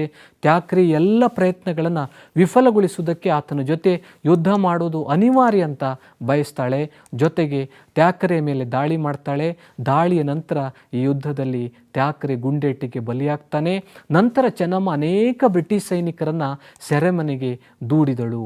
ಆದರೆ ಇದೇ ಸಂದರ್ಭದಲ್ಲಿ ಬ್ರಿಟಿಷರು ಕಿತ್ತೂರನ್ನು ಹೇಗಾದರೂ ಮಾಡಿ ವಶಪಡಿಸಿಕೊಳ್ಳಲೇಬೇಕು ಅನ್ನುವಂಥ ಒಂದು ನಿರ್ಧಾರವನ್ನು ಮಾಡ್ತಾರೆ. ನಿರ್ಧಾರದ ನಂತರ ಬ್ರಿಟಿಷರು ಲೆಫ್ಟಿನೆಂಟ್ ಕರ್ನಲ್ ಡೀಕನನ್ನು ಕಳಿಸ್ಕೊಡ್ತಾರೆ. ಆತನು ಕಿತ್ತೂರಿಗೆ ಮುತ್ತಿಗೆ ಹಾಕ್ತಾನೆ. ಇದೇ ಸಂದರ್ಭದಲ್ಲಿ ರಾಣಿ ಚೆನ್ನಮ್ಮ ವೀರಾವೇಶದಿಂದ ಬ್ರಿಟಿಷರ ವಿರುದ್ಧ ಹೋರಾಡ್ತಾಳೆ. ಆದರೆ ಬ್ರಿಟಿಷರು ರಾಣಿ ಚೆನ್ನಮ್ಮಳನ್ನು ಸೆರೆ ಹಿಡಿತಾರೆ. ಕಿತ್ತೂರು ಬ್ರಿಟಿಷರ ವಶವಾಯಿತು. ಕೊನೆಗೆ ಸೆರೆ ಹಿಡಿಯಲ್ಪಟ್ಟಂತಹ ರಾಣಿ ಚೆನ್ನಮ್ಮ ಮತ್ತು ಆಕೆಯ ಸಹಚರರನ್ನು ಬೈಲಹೊಂಗಲದ ಕೋಟೆಯಲ್ಲಿ ಸೆರೆಮನೆಯಲ್ಲಿ ಇಡಲಾಯಿತು. ಚೆನ್ನಮ್ಮ ಮರಣ ಹೊಂದಿದರು. ಹೀಗಾಗಿ ಚೆನ್ನಮ್ಮ ಏನಿದ್ದಾರೆ ಇವತ್ತಿಗೂ ಸಹ ಆಕೆ ಆದರ್ಶಪ್ರಾಯಳಾಗಿದ್ದಾಳೆ. ಈ ಎಲ್ಲ ಅಂಶಗಳನ್ನು ನೀವು ಪರೀಕ್ಷೆಯಲ್ಲಿ ಬರಿಬೇಕಾಗುತ್ತೆ. ರಾಣಿ ಚೆನ್ನಮ್ಮ ಅಂದ ತಕ್ಷಣ ನಮಗೆ ನೆನಪಾಗೋದು ಯಾರೋ? ಸಂಗೊಳ್ಳಿ ರಾಯಣ್ಣ. ಸಂಗೊಳ್ಳಿ ರಾಯಣ್ಣ ಬ್ರಿಟಿಷರ ವಿರುದ್ಧ 1829ರಿಂದ 30ರ ಸಂದರ್ಭದಲ್ಲಿ ಅವಧಿಯಲ್ಲಿ ಹೋರಾಟವನ್ನು ನಡೆಸಿದ್ದ. ಸಂಗೊಳ್ಳಿ ರಾಯಣ್ಣನ ಹೆಸರು ಕೂಡ ಅಜರಾಮರ ಮತ್ತು ಆದರ್ಶಪ್ರಾಯ ಎನಿಸಿದೆ. ಈತ ಒಬ್ಬ ವೀರ ಯೋಧನಾಗಿದ್ದ. ಕಿತ್ತೂರಿನ ಸ್ವಾತಂತ್ರ್ಯಕ್ಕಾಗಿ ಹೋರಾಡುವುದು ತನ್ನ ಆದ್ಯವಾದಂಥ ಕರ್ತವ್ಯ ಅಂತ ಆತ ಭಾವಿಸಿದ್ದ. ಈತನ ಮನೆತನದವರು ಪರಂಪರೆಯಿಂದಲೂ ಹಿಂದಿನಿಂದಲೂ ಸೈನಿಕರಾಗಿ ಸೇವೆಯನ್ನು ಸಲ್ಲಿಸ್ತಾ ಇದ್ರು. ರಾಯಣ್ಣ ಕಿತ್ತೂರಿನ ಯುದ್ಧದಲ್ಲಿ ಚೆನ್ನಮ್ಮನ ಜೊತೆ ಬ್ರಿಟಿಷರ ವಿರುದ್ಧ ಹೋರಾಡಿದ್ದ. ಹೀಗಾಗಿ ಬ್ರಿಟಿಷರು ಆತನನ್ನು ಬಂಧಿಸ್ತಾರೆ. ನಂತರ ಬಿಡುಗಡೆಗೊಳಿಸಿದರು. ಬಿಡುಗಡೆಗೊಂಡಂತಹ ಸಂಗೊಳ್ಳಿ ರಾಯಣ್ಣ ಬ್ರಿಟಿಷರ ಆಡಳಿತ ಯಂತ್ರದ ಪ್ರಮುಖ ಅಂಗವಾಗಿದ್ದ ತಾಲೂಕು ಕಚೇರಿಗಳು ಮತ್ತು ಖಜಾನೆಗಳನ್ನು ಲೂಟಿ ಮಾಡ್ತಾನೆ. ಅಷ್ಟಕ್ಕೆ ಆತ ಸುಮ್ಮನಿರೋದಿಲ್ಲ. ಯಾರ್ಯಾರು ಬ್ರಿಟಿಷರ ಸೈನ್ಯಕ್ಕೆ ಸಹಾಯವನ್ನು ನೀಡ್ತಾ ಇದ್ರೋ ಅವರನ್ನು ಸಹ ಈತನು ಸೋಲಿಸುವುದಕ್ಕೆ ಪ್ರಯತ್ನ ಪಡ್ತಾನೆ. ಆ ಹಳ್ಳಿಗರು ಸಹ ಇವನ ಆಕ್ರೋಶಕ್ಕೆ ತುತ್ತಾದರು. ಬ್ರಿಟಿಷರು ಏನಂದ್ಕೋತಾರಂದರೆ ರಾಯಣ್ಣ ರಾಣಿ ಚೆನ್ನಮ್ಮಳ ಕುಮ್ಮಕ್ಕಿನಿಂದಲೇ ಇಷ್ಟೆಲ್ಲ ಮಾಡ್ತಾ ಇದ್ದಾನೆ, ಇಷ್ಟೆಲ್ಲ ಸೈನಿಕ ಕಾರ್ಯಾಚರಣೆಯನ್ನು ನಡೆಸ್ತಾ ಇದ್ದಾನೆ ಅಂತ ಭಾವಿಸಿದ್ರು. ನಂತರ ರಾಣಿ ಚೆನ್ನಮ್ಮಳನ್ನು ಬೈಲಹೊಂಗಲದಿಂದ ಕುಸುಗಲ್ಲಿನ ಸೆರೆಮನೆಗೆ ಸ್ಥಳಾಂತರಿಸಿದರು. ಆದರೂ ಅವರು ಸುಮ್ಮನಿರೋದಿಲ್ಲ. ಹೇಗಾದರೂ ಮಾಡಿ ನಾವು ಸಂಗೊಳ್ಳಿ ರಾಯಣ್ಣನನ್ನು ಸೆರೆ ಹಿಡಿಯಲೇಬೇಕು ಅಂತ ಒಂದು ಸಂಚನ್ನು ರೂಪಿಸ್ತಾರೆ. ಆ ಸಂಚು ಏನು ಅಂದರೆ ಕಿತ್ತೂರಿನ ಚೆನ್ನಮ್ಮಳಿಗೆ ವಿರೋಧಿಗಳಾಗಿದ್ದಂಥ ದೇಸಾಯಿಗಳ ಬೆಂಬಲವನ್ನು ಪಡೆದುಕೊಳ್ತಾರೆ. ಅದರಲ್ಲಿ ಪ್ರಮುಖವಾದಂಥ ದೇಸಾಯಿ ಯಾರಂದರೆ ಅಮಲ್ದಾರನಾಗಿದ್ದಂತಹ ಕೃಷ್ಣರಾಯನ ಸಹಾಯವನ್ನು ಪಡಿತಾರೆ. ಈತನ ಮೋಸದಿಂದ ಸಂಗೊಳ್ಳಿ ರಾಯಣ್ಣ ಬ್ರಿಟಿಷರ ಕೈಗೆ ಸಿಗ್ತಾನೆ. ಆತನನ್ನು ಬಂಧಿಸಲಾಯಿತು. ಆತನ ಬಂಧನದ ನಂತರ ಸಂಗೊಳ್ಳಿ ರಾಯಣ್ಣನ ಸೈನಿಕರು ಕೂಡ ಶರಣಾಗತರಾಗ್ತಾರೆ. ಕೊನೆಗೆ ಆತನನ್ನು ಮುಖ್ಯ ಅಪರಾಧಿ ಅಂತ ಘೋಷಿಸಲಾಯಿತು. 1831ರಲ್ಲಿ ನಂದಗಡದಲ್ಲಿ ಸಂಗೊಳ್ಳಿ ರಾಯಣ್ಣನನ್ನು ಗಲ್ಲಿಗೇರಿಸಲಾಯಿತು. ಹೀಗಾಗಿ ಇವತ್ತಿಗೂ ಸಹ ಸಂಗೊಳ್ಳಿ ರಾಯಣ್ಣನ ಸಾಧನೆಗಳನ್ನು ಕನ್ನಡಿಗರಾದ ನಾವೆಲ್ಲರೂ ನೆನಪು ಮಾಡ್ಕೊಳ್ತೀವಿ ಪ್ರೀತಿಯ ವಿದ್ಯಾರ್ಥಿಗಳೇ. ಹಾಗೆ ಈ ಅಧ್ಯಾಯದ ಇನ್ನೊಂದು ಮುಖ್ಯವಾದಂಥ ಅಂಶ ಹಲಗಲಿಯ ಬೇಡರ ದಂಗೆ. ಹಾಗಾದರೆ ಹಲಗಲಿಯ ಬೇಡರು ಎಲ್ಲಿ ದಂಗೆ ಎದ್ರು ಬ್ರಿಟಿಷರ ವಿರುದ್ಧ ಅಂತ ನೋಡೋದಾದರೆ ಬಾಗಲಕೋಟೆ ಜಿಲ್ಲೆ ಮುಧೋಳ ತಾಲೂಕಿನ ಹಲಗಲಿಯಲ್ಲಿರೋದು ಒಂದು ಪುಟ್ಟ ಗ್ರಾಮ. ಇಲ್ಲಿ ಬ್ರಿಟಿಷರು 1857ರ ಬಂಡಾಯದ ಸಂದರ್ಭದಲ್ಲಿ ಒಂದು ಕಾಯ್ದೆಯನ್ನು ಜಾರಿಗೆ ತರ್ತಾರೆ. ಅದುವೇ ಶಸ್ತ್ರಾಸ್ತ್ರಗಳ ಕಾಯ್ದೆ. ಈ ಕಾಯ್ದೆಯ ಪ್ರಕಾರ ಪ್ರತಿಯೊಬ್ಬರು ತಮ್ಮಲ್ಲಿರ್ತಕ್ಕಂಥ ಶಸ್ತ್ರಾಸ್ತ್ರಗಳನ್ನು ಬ್ರಿಟಿಷರಿಗೆ ಹಿಂತಿರುಗಿಸಬೇಕಾಗಿತ್ತು. ಈ ಕಾಯ್ದೆಯನ್ನು ಹಲಗಲಿಗೂ ಸಹ ಏನು ಮಾಡಲಾಯಿತು? ಅನ್ವಯಿಸಲಾಯಿತು. ಹಲಗಲಿಯ ಬೇಡರು ಈ ಶಸ್ತ್ರಾಸ್ತ್ರಗಳನ್ನೇ ಅವಲಂಬಿಸಿದರು. ತಲಾಂತರಗಳಿಂದ ಬೇಟೆಯಾಡುವಂಥ ಉದ್ದೇಶಕ್ಕೆ ಬಂದೂಕುಗಳನ್ನು ಅವಲಂಬಿಸಿದರು. ಕಾಯ್ದೆಯ ಪ್ರಕಾರ ಯಾವುದೇ ಕಾರಣಕ್ಕೂ ನಾವು ಈ ಶಸ್ತ್ರಾಸ್ತ್ರಗಳನ್ನು ಬ್ರಿಟಿಷರಿಗೆ ವಾಪಸ್ ಕೊಡುವುದಿಲ್ಲ ಅನ್ನುವಂಥ ಒಂದು ನಿರ್ಧಾರಕ್ಕೆ ಬರ್ತಾರೆ. ಬಹಳ ಹಿಂದಿನಿಂದಲೂ ಬಂದಂತಹ ಶಸ್ತ್ರಾಸ್ತ್ರಗಳನ್ನು ವಾಪಸ್ ಕೊಡಬೇಕು ಅಂತ ಒತ್ತಾಯಿಸಿದಾಗ ಬ್ರಿಟಿಷರ ವಿರುದ್ಧ ಅವರು ಸಿಡಿದೆದ್ರು. ನಂತರ ಈ ಹೋರಾಟದಲ್ಲಿ ಹಲಗಲಿಯ ಬೇಡರಿಗೆ ಸುತ್ತಮುತ್ತಲಿನ ಪ್ರದೇಶಗಳಲ್ಲಿ ಇದ್ದಂತಹ ಮಂಟೂರು, ಬೋದಾನಿ, ಆಲಗುಂಡಿಯ ಬೇಡರು ಹಲಗಲಿಯ ಬೇಡರ ಜೊತೆ ಸೇರಿಕೊಳ್ತಾರೆ. ಇವರೆಲ್ಲರ ಸಹಾಯದಿಂದ ಬ್ರಿಟಿಷರ ವಿರುದ್ಧ ಹೋರಾಡೋದಕ್ಕೆ ಹಲಗಲಿಯ ಬೇಡರು ಪ್ರಯತ್ನಿಸ್ತಾರೆ. ಆದರೆ ಬಂಡಾಯವನ್ನು ಹತ್ತಿಕ್ಕುವುದಕ್ಕೆ ಇಂಗ್ಲಿಷರ ಸೇನೆ ಹಲಗಲಿ ಗ್ರಾಮವನ್ನು ಪ್ರವೇಶ ಮಾಡುತ್ತೆ. ಆದರೆ ಬಂಡಾಯವಿದ್ದಂಥ ಬೇಡರನ್ನು ನಿಷ್ಕಾರುಣ್ಯವಾಗಿ ಅತ್ಯಂತ ದಮನಕಾರಿಯಾಗಿ ಬ್ರಿಟಿಷರು ಹತ್ತಿಕ್ಕಿದರು. ಎಲ್ಲರನ್ನೂ ಗಲ್ಲಿಗೇರಿಸುವ ಮೂಲಕ ಬ್ರಿಟಿಷರು ಬಂಡಾಯವನ್ನು ಹತ್ತಿಕ್ಕಿದರು. ಹೀಗೆ ಈ ಬಂಡಾಯ ಕೊನೆಗೊಂಡಿತು. ಇದಿಷ್ಟು ಈ ಅಧ್ಯಾಯದಲ್ಲಿ ನಾವು ಪ್ರಾಮುಖ್ಯತೆ ನೀಡಬೇಕಾದಂಥ ಪ್ರಮುಖ ಅಂಶಗಳು. ಇದರ ಜೊತೆಗೆ ನಿಮ್ಗೆ ಗೊತ್ತಿದೆ, ಕರ್ನಾಟಕದಲ್ಲಿ ಇತರ ಅನೇಕ ನಾಯಕರುಗಳು ಬ್ರಿಟಿಷರ ವಿರುದ್ಧ ದಂಗೆಯನ್ನು ಎದ್ದಿದ್ರು. ಸುರಪುರದ ವೆಂಕಟಪ್ಪ ನಾಯಕ, ಕೊಪ್ಪಳದ ವೀರಪ್ಪ, ಕೊಡಗಿನ ದಂಗೆಯನ್ನು ನಾವು ಕಾಣ್ತೀವಿ. ಈ ಎಲ್ಲ ಅಂಶಗಳ ಬಗೆಗೂ ಸಹ ನೀವು ಗಮನವನ್ನು ನೀಡಬೇಕಾಗುತ್ತೆ. ಹೀಗೆ ಈ ಅಧ್ಯಾಯದಲ್ಲಿ ನೀವು ಈ ಅಂಶಗಳನ್ನು ನೆನಪಿನಲ್ಲಿ ಇಟ್ಟುಕೊಳ್ಬೇಕು. ಆಂಗ್ಲ ಮೈಸೂರು ಯುದ್ಧಗಳು, ದೊಂಡಿಯವಾಗ್, ಕಿತ್ತೂರಿನ ಬಂಡಾಯ ಅಥವಾ ವೀರರಾಣಿ ಚೆನ್ನಮ್ಮಳ ಸಾಧನೆ, ಸಂಗೊಳ್ಳಿ ರಾಯಣ್ಣನ ಸಾಧನೆಗಳು ಮತ್ತು ಹಲಗಲಿಯ ಬೇಡರ ದಂಗೆ. ಇದು ಇತಿಹಾಸ ವಿಭಾಗದ 4ನೇ ಅಧ್ಯಾಯವಾದರೆ, ಇನ್ನು ಇತಿಹಾಸ ವಿಭಾಗದ 5ನೇ ಅಧ್ಯಾಯ ಸಾಮಾಜಿಕ ಮತ್ತು ಧಾರ್ಮಿಕ ಸುಧಾರಣಾ ಚಳವಳಿಗಳು. ಇದು ಹೆಸರೇ ಹೇಳುತ್ತೆ, ಸಮಾಜ ಮತ್ತು ಧರ್ಮದಲ್ಲಿ ಕಂಡುಬರುವಂತಹ ಸುಧಾರಣೆಗಳನ್ನು ನಾವಿಲ್ಲಿ ಕಾಣ್ತೀವಿ. ನಿಮಗೆಲ್ಲರಿಗೂ ಗೊತ್ತಿರ್ಬೋದು, 19ನೇ ಶತಮಾನವನ್ನು ಭಾರತೀಯ ಸ್ವಾತಂತ್ರ್ಯ ಹೋರಾಟದಲ್ಲಿ ನವೋದಯ ಕಾಲ ಅಂತ ನಾವು ಕರಿತೀವಿ. ಭಾರತದ ಹೊಸ ಸುಧಾರಣಾ ಕಾಲ ಅಂತಲೂ ನಾವು ಕರಿತೀವಿ. ಯಾಕಂದರೆ ಆ ಸಂದರ್ಭದಲ್ಲಿ ಭಾರತದಲ್ಲಿ ಇಂಗ್ಲೀಷ್ ಭಾಷೆಯನ್ನು ಜಾರಿಗೆ ತರಲಾಗಿತ್ತು. ಇಂಗ್ಲೀಷ್ ಭಾಷೆಯನ್ನು ಕಲಿತಂತಹ ಯುವಕರು ಬೇರೆ ದೇಶಗಳಲ್ಲಿ ಅಸ್ತಿತ್ವದಲ್ಲಿದ್ದಂಥ ರಾಷ್ಟ್ರೀಯತೆ ಇರ್ಬೋದು, ಸ್ವಾತಂತ್ರ್ಯ ಹೋರಾಟ ಇರ್ಬೋದು, ಸಮಾನತೆ ಇರ್ಬೋದು, ವೈಚಾರಿಕತೆಯ ಬಗ್ಗೆ ತಿಳುವಳಿಕೆಯನ್ನು ಪಡೆದುಕೊಂಡರು. ಭಾರತದಲ್ಲಿ ಅಂದು ಅಸ್ತಿತ್ವದಲ್ಲಿದ್ದಂತಹ, ಅಂದಿನ ಸಮಾಜದಲ್ಲಿದ್ದಂತಹ, ಧರ್ಮದಲ್ಲಿದ್ದಂತಹ ಅನಿಷ್ಟಗಳನ್ನು ಹೋಗಲಾಡಿಸುವ ಪ್ರಯತ್ನ ಮಾಡಿದರು. ಆ ಎಲ್ಲ ಅಂಶಗಳನ್ನು ನಾವು ಈ ಒಂದು ಅಧ್ಯಾಯದಲ್ಲಿ ನೋಡ್ತೀವಿ. ಅಂದರೆ ಈ ಅಧ್ಯಾಯದಲ್ಲಿ ನಾವು ಯಾವ ರೀತಿಯ ಅಂಶಗಳನ್ನು ತಿಳ್ಕೊಳ್ಬೇಕು, ಯಾವ ರೀತಿಯ ಅಂಶಗಳಿಗೆ ಹೆಚ್ಚು ಮಹತ್ವವನ್ನು ಕೊಡಬೇಕು ಅಂದರೆ ಅದು ಬ್ರಹ್ಮ ಸಮಾಜ, ಆರ್ಯ ಸಮಾಜ, ಪ್ರಾರ್ಥನಾ ಸಮಾಜ, ಸತ್ಯಶೋಧಕ ಸಮಾಜ, ಅಲಿಘರ್ ಸುಧಾರಣಾ ಚಳವಳಿ, ರಾಮಕೃಷ್ಣ ಮಿಷನ್, ಥಿಯೋಸಾಫಿಕಲ್ ಸೊಸೈಟಿ. ಈ ಅಧ್ಯಾಯದ ಪ್ರಮುಖ ಅಂಶಗಳು ಇವು. ಮೊದಲನೇದಾಗಿ ರಾಜಾರಾಮ್ ಮೋಹನ್ ರಾಯ್. ರಾಜಾರಾಮ್ ಮೋಹನ್ ರಾಯ್ ಅಂದ ತಕ್ಷಣ ನಮ್ಮ ನೆನಪಿಗೆ ಬರೋದು ಯಾವುದೋ ಬ್ರಹ್ಮ ಸಮಾಜ. ಬ್ರಹ್ಮ ಸಮಾಜದಲ್ಲಿರುವಂಥ ಪ್ರಮುಖ ಅಂಶಗಳು ಯಾವುದು? ಒಬ್ಬರೇ ದೇವ್ರನ್ನ ಪೂಜೆ ಮಾಡಬೇಕು ಅಂತ ಬ್ರಹ್ಮ ಸಮಾಜ ಪ್ರತಿಪಾದಿಸಿತು. ಅಂದು ಸಮಾಜದಲ್ಲಿರ್ತಕ್ಕಂಥ ಅರ್ಥಹೀನ ಆಚರಣೆಗಳನ್ನು ಅದು ವಿರೋಧಿಸಿತು. ಪ್ರತಿಯೊಬ್ಬ ವ್ಯಕ್ತಿ, ಸಮಾಜದಲ್ಲಿರೋ ಪ್ರತಿಯೊಬ್ಬ ವ್ಯಕ್ತಿಯು ಘನತೆಯಿಂದ ಬಾಳಬೇಕು. ಆ ಘನತೆಗೆ ಯಾವುದೇ ನೀತಿ ನಿಯಮಗಳಾಗಲಿ ಆಚರಣೆಗಳಾಗಲಿ ಅಡ್ಡಿ ಬರಬಾರ್ದು ಅನ್ನೋದು ಬ್ರಹ್ಮ ಸಮಾಜದ ನಿಲುವಾಗಿತ್ತು. ಬಹುಪತ್ನಿತ್ವವನ್ನು ವಿರೋಧಿಸಿದರು. ಸ್ತ್ರೀಯರಿಗೆ ಸಮಾನತೆಯನ್ನು ಕೊಡಬೇಕು ಅಂತ ಇವರು ಆಶಿಸಿದರು. ವಿಶೇಷವಾಗಿ ವಿಧವೆಯರ ದುಸ್ಥಿತಿಯನ್ನು ಹೋಗಲಾಡಿಸುವ ಸಲುವಾಗಿ ಅವರು ಆಸ್ತಿಯಲ್ಲಿ ಪಾಲು ನೀಡಬೇಕು ಅಂತ ಬ್ರಹ್ಮ ಸಮಾಜ ಪ್ರತಿಪಾದಿಸಿತು. ಜೊತೆಗೆ ಬಾಲ್ಯ ವಿವಾಹವನ್ನು ಸಹ ಇದು ಖಂಡಿಸಿತು. ಒಳ್ಳೆಯದೆಲ್ಲಿದ್ದರೂ ಪರವಾಗಿಲ್ಲ, ಅದನ್ನು ಸ್ವೀಕರಿಸಬೇಕು ಅಂತ ಬ್ರಹ್ಮ ಸಮಾಜ ಹೇಳುತ್ತೆ. ವೇದಾಂತ ಮತ್ತು ಉಪನಿಷತ್ತುಗಳು ಈ ಆಶಯಗಳನ್ನು ಬೋಧಿಸುತ್ತವೆ ಎಂದು ಬ್ರಹ್ಮ ಸಮಾಜ ಸಾರಿತು. ಈ ಎಲ್ಲ ಅಂಶಗಳನ್ನು ನೀವು ಗಮನದಲ್ಲಿ ಇಟ್ಕೋಬೇಕಾಗುತ್ತೆ. ಇನ್ನೊಂದು ದಯಾನಂದ ಸರಸ್ವತಿ. ದಯಾನಂದ ಸರಸ್ವತಿ ಅಂದಾಗ ನಮ್ಮ ನೆನಪಾಗುವುದು ಯಾವುದು? ಸತ್ಯಾರ್ಥ ಪ್ರಕಾಶ, ವೇದಗಳಿಗೆ ಹಿಂತಿರುಗಿ ಎನ್ನುವಂಥ ಘೋಷಣೆ, ಜೊತೆಗೆ ಆರ್ಯ ಸಮಾಜ. ಹಾಗಾದರೆ ದಯಾನಂದ ಸರಸ್ವತಿಯವರು ಆರಂಭಿಸಿದ ಆರ್ಯ ಸಮಾಜದ ಮುಖ್ಯ ಉದ್ದೇಶಗಳೇನು? ಆರ್ಯ ಸಮಾಜ ಹೇಳುತ್ತೆ, ಎಲ್ಲ ಹಿಂದೂಗಳು ರೂಪವಿಲ್ಲದ ಒಬ್ಬನೇ ದೇವರನಲ್ಲಿ ನಂಬಿಕೆ ಇಡಬೇಕು, ಹುಟ್ಟಿನಿಂದ ಯಾರೂ ಶೂದ್ರರು ಅಲ್ಲ ಅಥವಾ ಬ್ರಾಹ್ಮಣರೂ ಅಲ್ಲ ಅಂತ ಹೇಳಿ ಜಾತಿಯ ಆಧಾರವನ್ನು ಆರ್ಯ ಸಮಾಜ ಖಂಡಿಸಿತು. ಅಷ್ಟೇ ಅಲ್ಲದೆ ಅಂತರ್ಜಾತೀಯ ವಿವಾಹಕ್ಕೆ ಹೆಚ್ಚು ಪ್ರೋತ್ಸಾಹವನ್ನು ಕೊಟ್ಟರು. ಬಹುಪತ್ನಿತ್ವ ಮತ್ತು ಬಾಲ್ಯ ವಿವಾಹ ಪದ್ಧತಿಯನ್ನು ತಿರಸ್ಕರಿಸಿದರು. ಜೊತೆಗೆ ಸ್ತ್ರೀ ಪುರುಷರಿಬ್ಬರೂ ಸಮಾನರು, ಇವರಲ್ಲಿ ಯಾವುದೇ ರೀತಿಯಾದಂಥ ಭೇದ ಭಾವ ಇಲ್ಲ ಅಂದರು. ವೇದಗಳು ಮಾತ್ರ ಶ್ರೇಷ್ಠವಾದದ್ದು. ಪ್ರಾಚೀನ ಪವಿತ್ರ ಗ್ರಂಥಗಳನ್ನು ಅಧ್ಯಯನ ಮಾಡಬೇಕು, ಜೊತೆಗೆ ಬೋಧನೆ ಮಾಡಬೇಕು ಅಂತ ಆರ್ಯ ಸಮಾಜ ಹೇಳ್ತು. ಇವೆಲ್ಲವೂ ಆರ್ಯ ಸಮಾಜದ ಉದ್ದೇಶಗಳು. ಈ ಅಧ್ಯಾಯದ ಇನ್ನೊಂದು ಪ್ರಮುಖವಾದಂಥ ಸಮಾಜ ಯಾವುದದು? ಪ್ರಾರ್ಥನಾ ಸಮಾಜ. ಪ್ರಾರ್ಥನಾ ಸಮಾಜದ ಸ್ಥಾಪಕರು ಡಾಕ್ಟರ್ ಆತ್ಮಾರಾಮ್ ಪಾಂಡುರಂಗ. ಹಾಗಾದರೆ ಪ್ರಾರ್ಥನಾ ಸಮಾಜ ಬೋಧಿಸಿದ ತತ್ವಗಳು ಯಾವುದು ಅನ್ನೋದನ್ನು ನಾವಿಲ್ಲಿ ನೋಡೋದಾದರೆ, ಮಹಿಳೆಯರ ಸಮಸ್ಯೆಗಳಿಗೆ ಮಾತ್ರ ನಾವು ಗಮನ ಕೊಡಬಾರ್ದು. ಶೂದ್ರರು, ಅತಿ ಶೂದ್ರ ಸಮುದಾಯಗಳು ಎದುರಿಸುತ್ತಿರುವಂಥ ಸಮಸ್ಯೆಗಳಿಗೂ ಸಹ ಪರಿಹಾರವನ್ನು ಕಂಡುಕೊಳ್ಳಬೇಕು ಅಂತ ಪ್ರಾರ್ಥನಾ ಸಮಾಜ ಮತ್ತು ಅದನ್ನು ಸ್ಥಾಪಿಸಿದ ಆತ್ಮಾರಾಮ್ ಪಾಂಡುರಂಗರು ಪ್ರತಿಪಾದಿಸಿದರು. ಪ್ರಾರ್ಥನಾ ಸಮಾಜವನ್ನು 1867ರಲ್ಲಿ ಆತ್ಮಾರಾಮ್ ಪಾಂಡುರಂಗ ಅವರು ಇದನ್ನು ಪ್ರಾರಂಭ ಮಾಡಿದ್ರು. ಪಶ್ಚಿಮದ ಆಧುನಿಕ ಆಲೋಚನೆಗಳ ಹಿನ್ನೆಲೆಯಲ್ಲಿ ಹಿಂದೂ ಧರ್ಮವನ್ನು ಪುನರ್ವಿಮರ್ಶಿಸಿಕೊಳ್ಳುವ ಅಗತ್ಯ ಇದೆ ಅಂತ ಈ ಸಂಘಟನೆ ಪ್ರತಿಪಾದಿಸಿತು.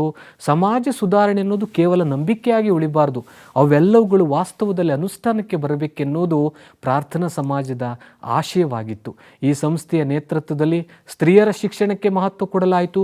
ನಿರ್ಗತಿಕರಿಗೆ ಬದುಕುವ ಆಸರೆಯನ್ನು ಕಲ್ಪಿಸುವಂತಹ ಕಾರ್ಯಕ್ರಮಗಳು ಕೂಡ ಅನುಷ್ಠಾನಗೊಂಡವು. ಇವೆಲ್ಲವುಗಳು ಪ್ರಾರ್ಥನಾ ಸಮಾಜದ ಪ್ರಮುಖವಾದಂಥ ಅಂಶಗಳು. ಇನ್ನೊಂದು ಮಹಾತ್ಮ ಜ್ಯೋತಿಬಾ ಫುಲೆ. ಇವ್ರನ್ನ ನೆನಪಿಸ್ಕೊಂಡಾಗ ನಮಗೆ ನೆನಪಾಗುವುದು ಯಾವುದು? ಸತ್ಯಶೋಧಕ ಸಮಾಜ. ಹಾಗಾದರೆ ಸತ್ಯಶೋಧಕ ಸಮಾಜದ ಬಗ್ಗೆ ನೋಡೋಣ ಈಗ. ಓಕೆ, ಸತ್ಯಶೋಧಕ ಸಮಾಜವನ್ನು ಆರಂಭಿಸಿದವರು ಮಹಾತ್ಮ ಜ್ಯೋತಿಬಾ ಫುಲೆ ಅನ್ನೋದು ನಿಮಗೆಲ್ಲ ಗೊತ್ತೇ ಇದೆ. ಇವರು ಗುಲಾಮಗಿರಿ ಮತ್ತು ಷಟ್ಕರಿಯಚ್ಚ ಅಸೂದ್ ಎನ್ನುವ ಗ್ರಂಥವನ್ನು ರಚಿಸಿದರು. ಶಾಲೆಗಳನ್ನು ಪ್ರಾರಂಭಿಸಿ ಶೂದ್ರರು ಮತ್ತು ಹೆಣ್ಣು ಮಕ್ಕಳಿಗೆ ಸಹಾಯವನ್ನು ಮಾಡ್ತಾರೆ. ಅಷ್ಟೇ ಅಲ್ಲದೆ ಇವರು ಮಾಲಿ ಸಮುದಾಯಕ್ಕೆ ಸೇರಿದರೂ ಸಹ ತಮ್ಮ ಬಾವಿಯಲ್ಲಿ ಬೇರೆ ಜಾತಿಯವರಿಗೆ, ಅಸ್ಪೃಶ್ಯರಿಗೆ, ಇತರ ಜಾತಿಯವರಿಗೆ ನೀರು ಸೇದಿಕೊಳ್ಳುವುದಕ್ಕೆ ಅವಕಾಶವನ್ನು ಮಾಡಿಕೊಟ್ರು. ಮಹಾತ್ಮ ಜ್ಯೋತಿಬಾ ಫುಲೆಯವರ ಎಲ್ಲ ಕಾರ್ಯಗಳಲ್ಲಿ ಅವರಿಗೆ ನೆರವನ್ನು ನೀಡಿದ್ದು ಅವರ ಪತ್ನಿ ಸಾವಿತ್ರಿಬಾಯಿ ಫುಲೆ. ಅವರನ್ನು ಸಹ ನಾವು ಈ ಸಂದರ್ಭದಲ್ಲಿ ನೆನಪಿಸಿಕೊಳ್ಳೇಬೇಕು. ಇವರಿಬ್ಬರೂ ಸೇರಿ ಹೆಣ್ಣು ಮಕ್ಕಳಿಗೆ ವಸತಿ ನಿಲಯಗಳನ್ನು ಸ್ಥಾಪಿಸಿದರು. ಇವೆಲ್ಲವುಗಳು ಸತ್ಯಶೋಧಕ ಸಮಾಜದ ಪ್ರಮುಖ ಅಂಶಗಳು. ಇನ್ನು ಈ ಅಧ್ಯಾಯದ ಮತ್ತೊಂದು ಪ್ರಮುಖವಾದಂಥ ಅಂಶ ಅಲಿಗರ್ ಚಳುವಳಿ. ಅಲಿಗರ್ ಚಳುವಳಿಯನ್ನು ಆರಂಭಿಸಿದವರು ಯಾರು? ಸರ್ ಸೈಯದ್ ಅಹಮದ್ ಖಾನ್. ಸರ್ ಸೈಯದ್ ಅಹಮದ್ ಖಾನ್ ಅವರಿಂದ ಅಲಿಗರ್ ಸುಧಾರಣಾ ಚಳುವಳಿ ಆರಂಭ ಆಯಿತು. ಇವರೇನು ಹೇಳ್ತಾರೆ ಅಂದರೆ, ಕಾಲ ಬದಲಾದಂತೆ ಧರ್ಮವನ್ನು ನಾವೆಲ್ಲರೂ ಅರ್ಥೈಸಿಕೊಳ್ಳಬೇಕು. ನಮ್ಮ ಧರ್ಮವನ್ನು ಅರ್ಥೈಸಿಕೊಳ್ಳುವ ಮತ್ತು ಅದನ್ನು ಅರ್ಥ ಮಾಡಿಕೊಳ್ಳುವ ರೀತಿ ಬದಲಾಗಲೇಬೇಕು. ಇಲ್ಲದೆ ಹೋದರೆ ಧರ್ಮ ಜಡವಾಗುತ್ತದೆ ಅಂತ ಕರೆದ್ರು. ತಮ್ಮ ಜೀವನದ ಉದ್ದಕ್ಕೂ ಸಂಪ್ರದಾಯ, ಮೌಢ್ಯಗಳು, ಅಜ್ಞಾನ, ಅವೈಜ್ಞಾನಿಕ ಮನೋಧರ್ಮದ ವಿರುದ್ಧ ಸರ್ ಸೈಯದ್ ಅಹಮದ್ ಖಾನರು ಹೋರಾಟವನ್ನು ನಡೆಸಿದರು. ಅಷ್ಟೇ ಅಲ್ಲದೆ ಎಲ್ರಿಗೂ ತೆರೆದ ಮನಸ್ಸು ಇರಬೇಕು. ಒಂದು ವೇಳೆ ತೆರೆದ ಮನಸ್ಸು ಇಲ್ಲದೆ ಹೋದರೆ ಯಾವುದೇ ರೀತಿಯಾದಂಥ ಸಾಮಾಜಿಕ ಪ್ರಗತಿಯಾಗಲಿ ಬೌದ್ಧಿಕ ಪ್ರಗತಿಯಾಗಲಿ ಸಾಧ್ಯವಿಲ್ಲ ಅಂತ ಕರೆದ್ರು. ಮುಸ್ಲಿಂ ಸಮುದಾಯದಲ್ಲಿ ಅಂದು ಅಸ್ತಿತ್ವದಲ್ಲಿದ್ದಂಥ ಪರದಾ ಪದ್ಧತಿಯನ್ನು ಇವರು ಖಂಡಿಸಿದರು. ಮುಸ್ಲಿಂ ಹೆಣ್ಣು ಮಕ್ಕಳು ಎಲ್ಲರೂ ವಿದ್ಯಾವಂತರಾಗಬೇಕು ಅನ್ನೋದು ಸರ್ ಸೈಯದ್ ಅಹಮದ್ ಖಾನ್ ಅವರ ಆಶಯವಾಗಿತ್ತು. ಆದರೆ ಬಹುಪತ್ನಿತ್ವ, ಮುಸ್ಲಿಂ ಸಮುದಾಯದಲ್ಲಿ ಕಂಡು ಬಂದಿದ್ದಂತಹ ಬಹುಪತ್ನಿತ್ವಕ್ಕೆ ಇವರು ಬೆಂಬಲವನ್ನು ನೀಡಲಿಲ್ಲ. ಜೊತೆಗೆ ತಮ್ಮ ಆಲೋಚನೆಗಳನ್ನು ಕಾರ್ಯರೂಪಕ್ಕೆ ತರುವ ಉದ್ದೇಶದಿಂದ ಆಂಗ್ಲೋ ಓರಿಯೆಂಟಲ್ ಕಾಲೇಜನ್ನು ಅಲಿಗರ್ ಎನ್ನುವ ಸ್ಥಳದಲ್ಲಿ ಇವರು ಆರಂಭಿಸ್ತಾರೆ. ಪಾಶ್ಚಿಮಾತ್ಯ ವಿಜ್ಞಾನ ಮತ್ತು ಸಂಸ್ಕೃತಿಯ ಕುರಿತು ಚಿಂತನೆಗಳನ್ನು ಹರಡುವ ಉದ್ದೇಶದಿಂದ ಈ ಆಂಗ್ಲೋ ಓರಿಯೆಂಟಲ್ ಕಾಲೇಜನ್ನು ಇವರು ಬಳಸಿಕೊಳ್ತಾರೆ. ಮುಂದೆ ಈ ಕಾಲೇಜ್ ಅಲಿಗರ್ ಮುಸ್ಲಿಂ ವಿಶ್ವವಿದ್ಯಾಲಯವಾಗಿ ಬದಲಾಯಿತು. ಇದಿಷ್ಟು ಸರ್ ಸೈಯದ್ ಅಹಮದ್ ಖಾನ್ ಮತ್ತು ಅಲಿಗರ್ ಚಳುವಳಿ. ಇನ್ನು ರಾಮಕೃಷ್ಣ ಮಿಷನ್ ಬಗ್ಗೆ ನಾವು ನೋಡಲೇಬೇಕಾಗತ್ತೆ. ರಾಮಕೃಷ್ಣ ಪರಮಹಂಸರು ಮತ್ತು ಸ್ವಾಮಿ ವಿವೇಕಾನಂದರ ಬಗ್ಗೆ ನಾವು ಕೇಳಿರ್ತೀವಿ.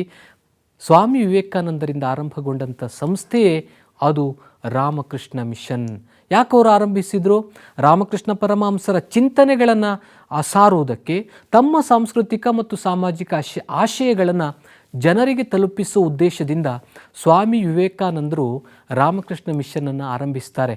ಆದರೆ ಸ್ವಾಮಿ ವಿವೇಕಾನಂದರು ಜಾತಿ ವ್ಯವಸ್ಥೆ, ಅದರ ಶೋಷಣೆಯ ವಿವಿಧ ಮುಖಗಳು, ಬಡತನ, ಅನಕ್ಷರತೆ, ಅಜ್ಞಾನ ಮುಂತಾದಂತಹ ಅನಿಷ್ಟಗಳ ವಿರುದ್ಧ ತಮ್ಮ ಜೀವಿತಾವಧಿಯಲ್ಲಿ ನಿರಂತರವಾಗಿ ಅವರು ಹೋರಾಡ್ತಾರೆ. ಅಷ್ಟೇ ಅಲ್ಲದೆ ಸಮಾಜ ಸುಧಾರಣೆಗೆ ಸಂಬಂಧಿಸಿದಂತೆ ವಿವೇಕಾನಂದರ ಆಶಯ ಏನು ಅಂದರೆ, ಮೊದಲು ಜನರನ್ನ ವಿದ್ಯಾವಂತರಾಗಿ ಮಾಡಬೇಕು. ಜನರು ವಿದ್ಯಾವಂತರಾದರೆ ಅವರೇ ಸುಧಾರಣೆಯನ್ನು ತರ್ತಾರೆ, ಅವರೇ ಸುಧಾರಣೆಯನ್ನು ಬಯಸ್ತಾರೆ. ಶಾಸನ ರೂಪಿಸುವಂಥ ಸಂಸ್ಥೆಗಳು ಹೆಚ್ಚು ಹೆಚ್ಚು ಬರಬೇಕು. ಆ ಮುಖಾಂತರ ಸಮಾಜ ಸುಧಾರಣೆಯ ಕಾನೂನುಗಳು ಜಾರಿಗೊಳ್ಳಬೇಕು ಅಂತ ಅವರು ಬಯಸಿದರು. ಪಾಶ್ಚಿಮಾತ್ಯರ ಅಂಧಾನುಕರಣೆಯನ್ನು ನಾವ್ಯಾರೂ ಅನುಕರಿಸಬಾರ್ದು, ಅದನ್ನು ಬಿಡಬೇಕು ಅಂದರು. ಧರ್ಮದ ನಿಜವಾದಂಥ ಕರ್ತವ್ಯ ಅಂದರೆ ಕತ್ತಲೆಯಲ್ಲಿರುವವರಿಗೆ ಬೆಳಕನ್ನು ನೀಡಬೇಕು. ಇಲ್ಲದೇ ಹೋದರೆ ಅದು ಧರ್ಮವೇ ಅಲ್ಲ. ಕತ್ತಲೆಯಲ್ಲಿರುವವರಿಗೆ ಬೆಳಕು ನೀಡೋದಂದರೆ ಕಷ್ಟದಲ್ಲಿರುವವರಿಗೆ ಸಹಾಯವನ್ನು ಮಾಡಬೇಕು. ಯಾರ ಆತ್ಮ ಬಡವರಿಗಾಗಿ ಮಿಡಿಯುತ್ತದೆಯೋ ಅವನೇ ಮಹಾತ್ಮ. ಇಲ್ಲದೆ ಹೋದರೆ ಆತನು ದುರಾತ್ಮ ಅಂತ ವಿವೇಕಾನಂದರು ಕರೆದರು. 1893ರಲ್ಲಿ ಅಮೆರಿಕದ ಚಿಕಾಗೋ ನಗರದಲ್ಲಿ ಒಂದು ಸಮ್ಮೇಳನ ನಡೆಯಿತು. ಅದುವೇ ವಿಶ್ವ ಧಾರ್ಮಿಕ ಸಮ್ಮೇಳನ. ಈ ಸಮ್ಮೇಳನದಲ್ಲಿ ಸ್ವಾಮಿ ವಿವೇಕಾನಂದರು ಭಾಷಣ ಮಾಡಿದ್ರು. ಅವರು ಮಾಡಿದಂಥ ಭಾಷಣದಿಂದ ಪಾಶ್ಚಿಮಾತ್ಯರಿಗೆ ಭಾರತದ ಸಂಸ್ಕೃತಿಯ ಹಿರಿಮೆಯನ್ನು ಪರಿಚಯ ಮಾಡಿಕೊಳ್ಳುವುದಕ್ಕೆ ಸಾಧ್ಯವಾಯಿತು. ಇದೆಲ್ಲವೂ ರಾಮಕೃಷ್ಣ ಮಿಷನ್ ಮತ್ತು ಸ್ವಾಮಿ ವಿವೇಕಾನಂದರ ಬೋಧನೆಗಳು. ಈ ಅಧ್ಯಾಯದ ಇನ್ನೊಂದು ಮುಖ್ಯವಾದಂಥ ಅಂಶ ಥಿಯೋಸಾಫಿಕಲ್ ಸೊಸೈಟಿ. ಥಿಯೋಸಾಫಿಕಲ್ ಸೊಸೈಟಿ ಅಂದಾಗ ನಾವು ಇಬ್ಬರು ವ್ಯಕ್ತಿಗಳನ್ನು ನೆನಪು ಮಾಡ್ಕೊಳ್ತೀವಿ. ಯಾರದು? ಮೇಡಮ್ ಬ್ಲಾವಟ್ಸ್ಕೆ ಮತ್ತು ಕರ್ನಲ್ HS ಆಲ್ಕಾಟ್ ಇದನ್ನು ಆರಂಭಿಸಿದರು. ಇವರು ಮದ್ರಾಸ್ನ ಹತ್ತಿರ ಇರುವಂಥ ಅಡ್ಯಾರ್ ಎಂಬ ಕೇಂದ್ರದಲ್ಲಿ ಇದರ ಒಂದು ಕೇಂದ್ರ ಕಚೇರಿಯನ್ನು ಆರಂಭಿಸಿದರು. ಇದರ ಮುಖ್ಯವಾದಂಥ ಉದ್ದೇಶವನ್ನು ನಾವು ನೋಡೋದಾದರೆ, ಮೊದಲನೇದು ವಿವಿಧ ಧರ್ಮಗಳು ಮತ್ತು ದರ್ಶನಗಳು ಮತ್ತು ವಿಜ್ಞಾನಗಳ ತುಲನಾತ್ಮಕ ಅಧ್ಯಯನ ಮಾಡುವಂಥದ್ದು. ಎರಡನೇದು ಮನುಷ್ಯನ ಆಂತರ್ಯದಲ್ಲಿರುವಂಥ ಅದಮ್ಯ ಚೇತನ ಶಕ್ತಿಯನ್ನು ಕಂಡುಕೊಳ್ಳುವುದಕ್ಕೆ ಪ್ರಯತ್ನಿಸುವುದು ಇದರ ಇನ್ನೊಂದು ಉದ್ದೇಶ. ಇನ್ನು ಈ ಥಿಯೋಸಾಫಿಕಲ್ ಸೊಸೈಟಿಗೆ ಹೊಸ ರೂಪ ಕೊಟ್ಟಿದ್ಯಾರು? Annie Besant. ಆ್ಯನಿ ಬೆಸೆಂಟರಿಂದಾಗಿ ಥಿಯೋಸಾಫಿಕಲ್ ಸೊಸೈಟಿ ತನ್ನದೇ ಆದಂಥ ರೂಪವನ್ನು ಪಡೆದುಕೊಳ್ತು. ಆ್ಯನಿ ಬೆಸೆಂಟ್ರು ಐರಿಷ್ ಮಹಿಳೆಯವರು ಭಾರತಕ್ಕೆ ಬಂದು ಥಿಯೋಸಾಫಿಕಲ್ ಸೊಸೈಟಿಯ ಚಳುವಳಿಯಲ್ಲಿ ಭಾಗವಹಿಸಿದರು. ಹೀಗಾಗಿ ಈ ಚಳುವಳಿ ಗಮನಾರ್ಹವಾಗಿ ಬೆಳೆಯತೊಡಗುತ್ತೆ. ಭಗವದ್ಗೀತೆಯನ್ನು ಇಂಗ್ಲೀಷಿಗೆ ಅನುವಾದ ಮಾಡಿದರು.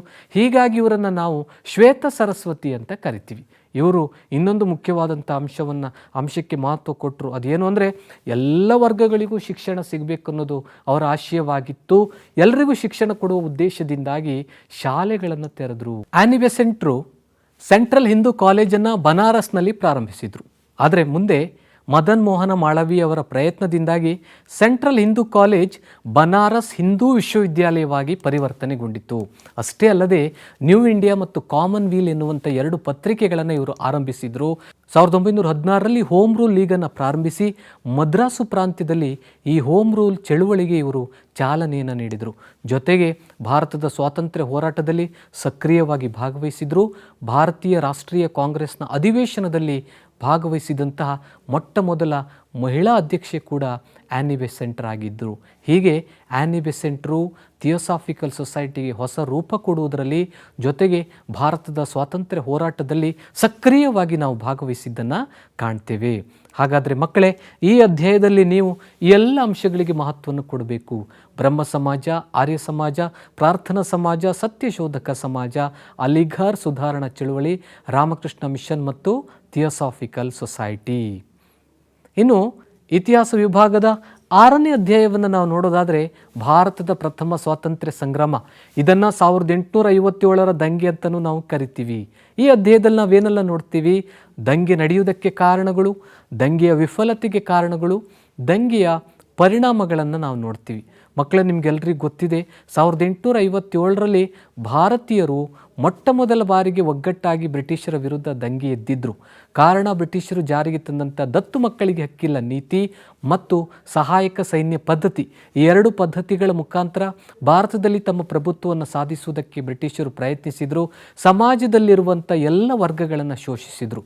ಹೀಗಾಗಿ ಭಾರತದ ಸಮಾಜದಲ್ಲಿದ್ದಂಥ ಎಲ್ಲ ವರ್ಗಗಳು ಬ್ರಿಟಿಷರ ವಿರುದ್ಧ ಅಸಂತುಷ್ಟರಾಗಿದ್ದರು.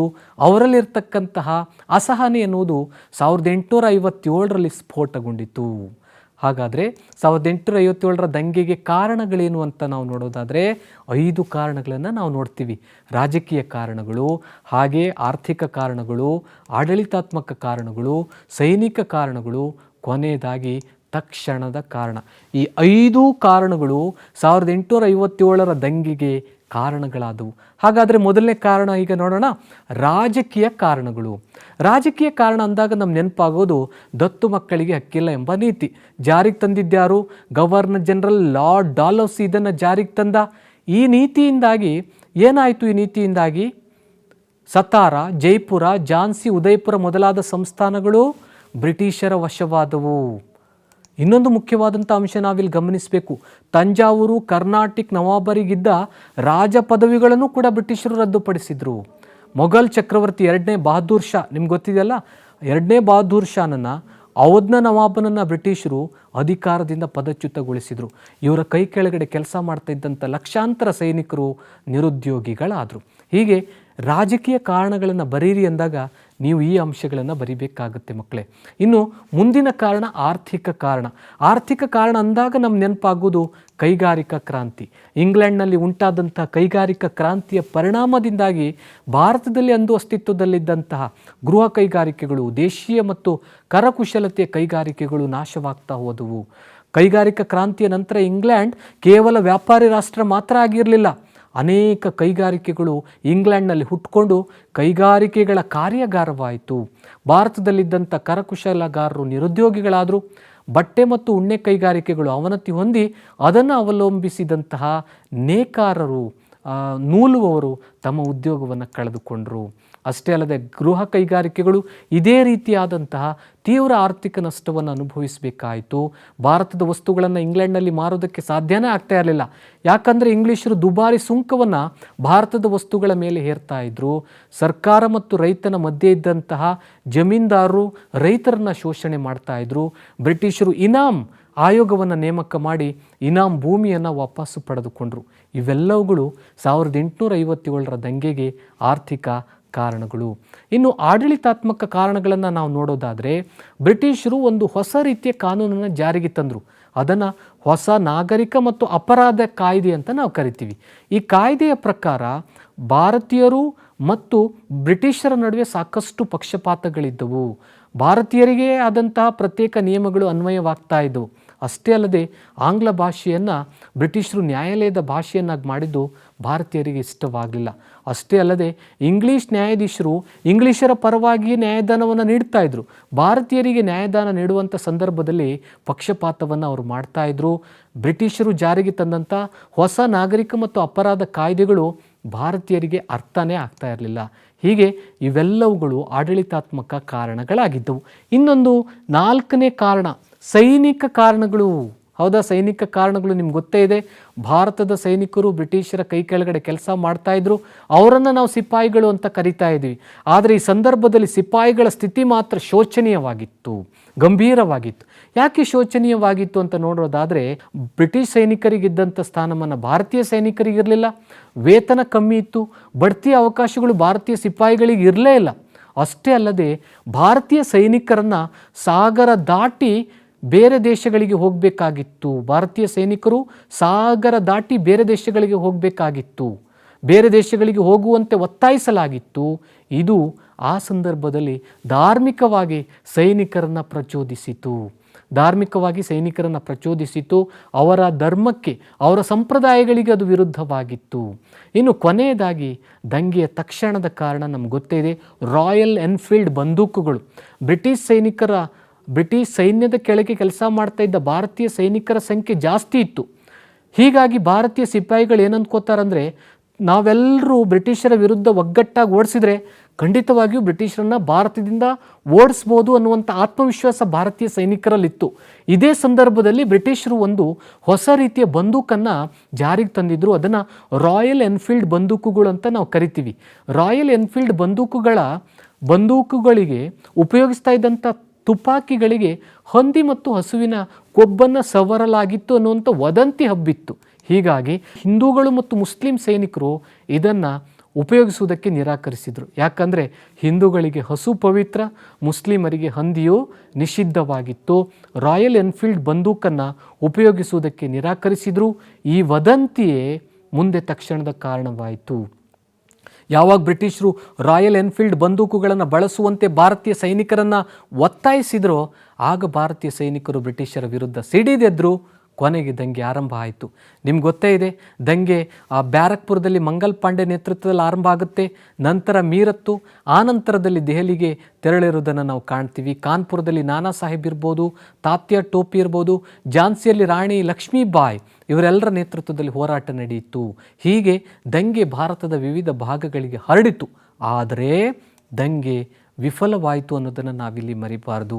1857ರ ದಂಗೆಯ ವಿಫಲತೆಗೆ ಕಾರಣಗಳೇನು? ಅನೇಕ ಕಾರಣಗಳನ್ನು ನಾವು ನೋಡ್ತೀವಿ.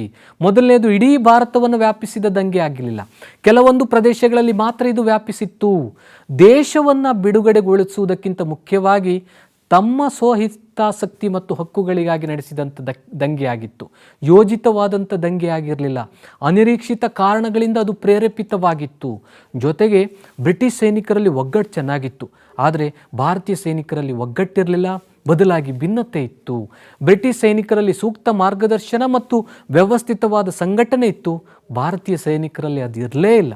ಹಾಗೆ ಬ್ರಿಟಿಷ್ ಸೈನಿಕರಲ್ಲಿದ್ದಂಥ ಯುದ್ಧತಂತ್ರ, ಸೈನಿಕ ಪರಿಣತಿ, ಸೂಕ್ತ ಸೇನಾ ನಾಯಕತ್ವ ಮತ್ತು ಶಿಸ್ತು ಅದು ಭಾರತೀಯರಲ್ಲಿ ಇರಲಿಲ್ಲ. ಹೋರಾಟಗಾರರಲ್ಲಿ ನಿಶ್ಚಿತವಾದಂಥ ಗುರಿ ಇರಲಿಲ್ಲ. ನಾವೇನು ಮಾಡ್ತಾ ಇದ್ದೀವಿ, ಯಾರ ವಿರುದ್ಧ ಹೋರಾಡ್ತಾ ಇದ್ದೀವಿ ಅನ್ನೋದು ಬಹುತೇಕ ಹೋರಾಟಗಾರರಿಗೆ ಅದು ಗೊತ್ತೇ ಇರಲಿಲ್ಲ. ಜೊತೆಗೆ ನಮ್ಮವರೇ ನಮಗೆ ಮೋಸ ಮಾಡಿದ್ರು ಮಕ್ಕಳೇ. ಹಲವಾರು ದೇಶೀಯ ಸಂಸ್ಥಾನಗಳ ರಾಜರು ಬ್ರಿಟಿಷರಿಗೆ ನಿಷ್ಠೆ ತೋರಿಸಿದ್ರು, ಸಿಪಾಯಿಗಳಿಗೆ ಬೆಂಬಲವನ್ನು ನೀಡಲಿಲ್ಲ. ಆದರೆ ಇನ್ನೊಂದು ಮುಖ್ಯವಾಗಿ ಸಿಪಾಯಿಗಳು ಸಹ ಇಲ್ಲಿ ಕೆಲವೊಂದು ತಪ್ಪನ್ನು ಮಾಡ್ತಾರೆ. ಲೂಟಿ ಮಾಡಿದ್ರು, ದರೋಡೆ ಮಾಡಿದರು. ಇಂಥ ಗಂಭೀರವಾದಂಥ ತಪ್ಪುಗಳಿಂದಾಗಿ ಜನಸಾಮಾನ್ಯರ ವಿಶ್ವಾಸವನ್ನು ಕಳೆದುಕೊಂಡ್ರು. ಜನಸಾಮಾನ್ಯರು ಸಿಪಾಯಿಗಳು ಅಂದರೆ ಸಾಕು ದೂರ ಓಡ್ತಾ ಇದ್ರು. ಯಾಕಂದರೆ ಕೆಲವು ಸಿಪಾಯಿಗಳು ಈ ರೀತಿಯಾದಂತಹ ಗಂಭೀರವಾದಂಥ ತಪ್ಪುಗಳನ್ನು ಮಾಡಿದ್ರು.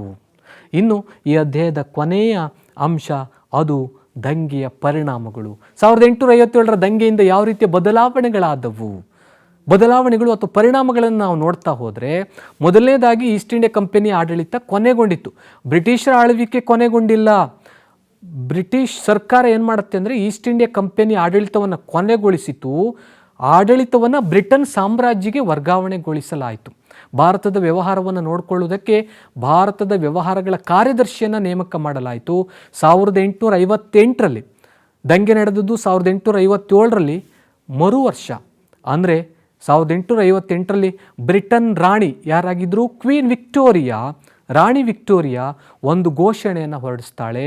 ಆಕೆ ಹೊರಡಿಸಿದಂಥ ಘೋಷಣೆಗಳು ಅಂದರೆ ಕಂಪನಿ ದೇಶಿ ರಾಜರೊಂದಿಗೆ ಮಾಡಿಕೊಂಡಿದ್ದಂಥ ಎಲ್ಲ ಒಪ್ಪಂದಗಳನ್ನು ಅಂಗೀಕರಿಸಲಾಯಿತು. ಪ್ರಾದೇಶಿಕ ವಿಸ್ತರಣೆಯ ಅಪೇಕ್ಷೆಯನ್ನು ಕೈ ಬಿಡುವುದಾಗಿ ಆಕೆ ಹೇಳ್ತಾಳೆ. ಜೊತೆಗೆ ಭಾರತೀಯರಿಗೆ ಮುಂದೆ ಸುಭದ್ರವಾದಂಥ ಸರ್ಕಾರವನ್ನು ನಾವು ಕೊಡ್ತೀವಿ, ಯಾವುದೇ ಕಾರಣಕ್ಕೂ ಮುಂದೆ ನೀವು ಈ ರೀತಿಯಾದಂಥ ದಂಗೆ ನಡೆಸಬೇಡಿ. ಅಷ್ಟೇ ಅಲ್ಲದೆ ನೀವೆಲ್ಲರೂ ಕಾನೂನಿನ ಮುಂದೆ ಸಮಾನರು ಎನ್ನುವಂಥ ಸೌಲಭ್ಯಗಳನ್ನು ನಾವು ನಿಮ್ಗೆ ಕೊಡ್ತೀವಿ. ಧಾರ್ಮಿಕ ಸಹಿಷ್ಣುತೆಯನ್ನು ಮುಂದೆ ನಾವು ಅನುಸರಿಸ್ತೀವಿ. ಯಾವುದೇ ಕಾರಣಕ್ಕೂ ಭಾರತೀಯರ ಧಾರ್ಮಿಕ ವಿಷಯದಲ್ಲಿ ಹಸ್ತಕ್ಷೇಪ ಮಾಡುವುದಿಲ್ಲ ಅಂತ ರಾಣಿ ವಿಕ್ಟೋರಿಯಾ 1858ರಲ್ಲಿ ತನ್ನ ಘೋಷಣೆಯಲ್ಲಿ ತಿಳಿಸ್ತಾಳೆ. ಹೀಗೆ ಇದೆಲ್ಲವುಗಳು 1857ರ ದಂಗೆಯ ಪರಿಣಾಮಗಳು. ಮಕ್ಕಳೇ, ಈ 3 ಅಧ್ಯಾಯಗಳಿಂದ ನೀವು ಪ್ರಮುಖವಾಗಿ ಈ ಪ್ರಶ್ನೆಗಳಿಗೆ ಮಹತ್ವವನ್ನು ಕೊಡಬೇಕಾಗುತ್ತೆ. ಶ್ರೀರಂಗಪಟ್ಟಣ ಒಪ್ಪಂದದ ಷರತ್ತುಗಳು ಯಾವುವು? 4ನೇ ಆಂಗ್ಲೋ ಮೈಸೂರು ಯುದ್ಧ ಬ್ರಿಟಿಷರನ್ನು ಮೈಸೂರು ಪ್ರಾಂತ್ಯದಲ್ಲಿ ಭದ್ರಗೊಳಿಸಿತು. ಈ ಹೇಳಿಕೆಯನ್ನು ವಿಮರ್ಶಿಸಿ ಅಂತ ಕೇಳ್ಬೋದು. ದೊಂಡಿಯ ವಾಘ್ ಬ್ರಿಟಿಷರ ವಿರುದ್ಧದ ಹೋರಾಟದಲ್ಲಿ ಹೋರಾಡಿದ ಕ್ರಮವನ್ನು ವಿಶ್ಲೇಷಿಸಿ. ಸಂಗೊಳ್ಳಿ ರಾಯಣ್ಣನು ಸ್ವಾತಂತ್ರ್ಯ ಹೋರಾಟದಲ್ಲಿ ಹೋರಾಡಿದ ಕ್ರಮವನ್ನು ವಿವರಿಸಿ. ಕಿತ್ತೂರಿನ ವೀರರಾಣಿ ಚೆನ್ನಮ್ಮಳ ಸಾಧನೆಗಳನ್ನು ವಿವರಿಸಿ. ಹಲಗಲಿಯ ಬೇಡರ ದಂಗೆಯನ್ನು ವಿವರಿಸಿ. ಬ್ರಹ್ಮ ಸಮಾಜದ ಬೋಧನೆಗಳು ಯಾವುವು? ಆನಿ ಬೆಸೆಂಟರ ಸುಧಾರಣಾ ಕ್ರಮಗಳು ಯಾವುವು? ಆರ್ಯ ಸಮಾಜದ ಉದ್ದೇಶಗಳು ಯಾವುವು? ಜೊತೆಗೆ 1857ರ ದಂಗೆಗೆ ಆರ್ಥಿಕ ಬದಲಾವಣೆಗಳು ಹೇಗೆ ಕಾರಣವಾದವು ವಿವರಿಸಿ ಅಂತಲೂ ಕೇಳ್ಬೋದು. ಹಾಗೆ ಪ್ರಥಮ ಸ್ವಾತಂತ್ರ್ಯ ಸಂಗ್ರಾಮಕ್ಕೆ ತಕ್ಷಣದ ಕಾರಣಗಳೇನು, ದಂಗೆಯ ವಿಫಲತೆಗೆ ಕಾರಣಗಳನ್ನು ಪಟ್ಟಿ ಮಾಡಿ. 1857ರ ದಂಗೆಯ ರಾಜಕೀಯ ಕಾರಣಗಳು ಯಾವುವು, 1857ರ ದಂಗೆಯ ಆಡಳಿತಾತ್ಮಕ ಕಾರಣಗಳನ್ನು ತಿಳಿಸಿ. ಹಾಗೆ 1857ರ ದಂಗೆಯ ಪರಿಣಾಮಗಳು ಯಾವುವು ಅನ್ನುವಂಥ ಪ್ರಶ್ನೆಗಳನ್ನು ನಾವು ಈ 3 ಅಧ್ಯಾಯಗಳಿಂದ ನಿರೀಕ್ಷೆ ಮಾಡ್ತೀವಿ. ಪ್ರೀತಿಯ ವಿದ್ಯಾರ್ಥಿಗಳೇ, ಇದುವರೆಗೆ ನಾವು ಇತಿಹಾಸ ವಿಭಾಗದ 4, 5 ಮತ್ತು 6ನೇ ಅಧ್ಯಾಯಗಳಾದ ಕರ್ನಾಟಕದಲ್ಲಿ ಬ್ರಿಟಿಷ್ ವಿರೋಧಿ ಚಳುವಳಿಗಳು, ಸಾಮಾಜಿಕ ಮತ್ತು ಧಾರ್ಮಿಕ ಸುಧಾರಣಾ ಚಳುವಳಿಗಳು, ಭಾರತದ ಪ್ರಥಮ ಸ್ವಾತಂತ್ರ್ಯ ಸಂಗ್ರಾಮ, ಈ 3 ಅಧ್ಯಾಯಗಳ ಬಗ್ಗೆ ನಾವು ತಿಳಿದುಕೊಂಡೆವು.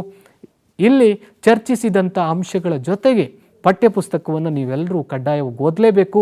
ಜೊತೆಗೆ ನಿಮ್ಮ ಶಿಕ್ಷಕರು ನೀಡುವಂತಹ ಸಲಹೆ ಸೂಚನೆಗಳನ್ನು ಅನುಸರಿಸಿ ನೀವು ಅಧ್ಯಯನವನ್ನು ಮಾಡಬೇಕಾಗುತ್ತೆ. ಮತ್ತು ಮುಂದಿನ ಕಾರ್ಯಕ್ರಮದಲ್ಲಿ ನಾವು ಇತಿಹಾಸ ವಿಭಾಗದ ಉಳಿದ ಅಧ್ಯಾಯಗಳ ಬಗ್ಗೆ ಚರ್ಚೆ ಮಾಡೋಣ. ವಿದ್ಯಾರ್ಥಿಗಳೇ, ನಿಮಗೆಲ್ಲರಿಗೂ ಶುಭವಾಗಲಿ. ನಮಸ್ಕಾರ.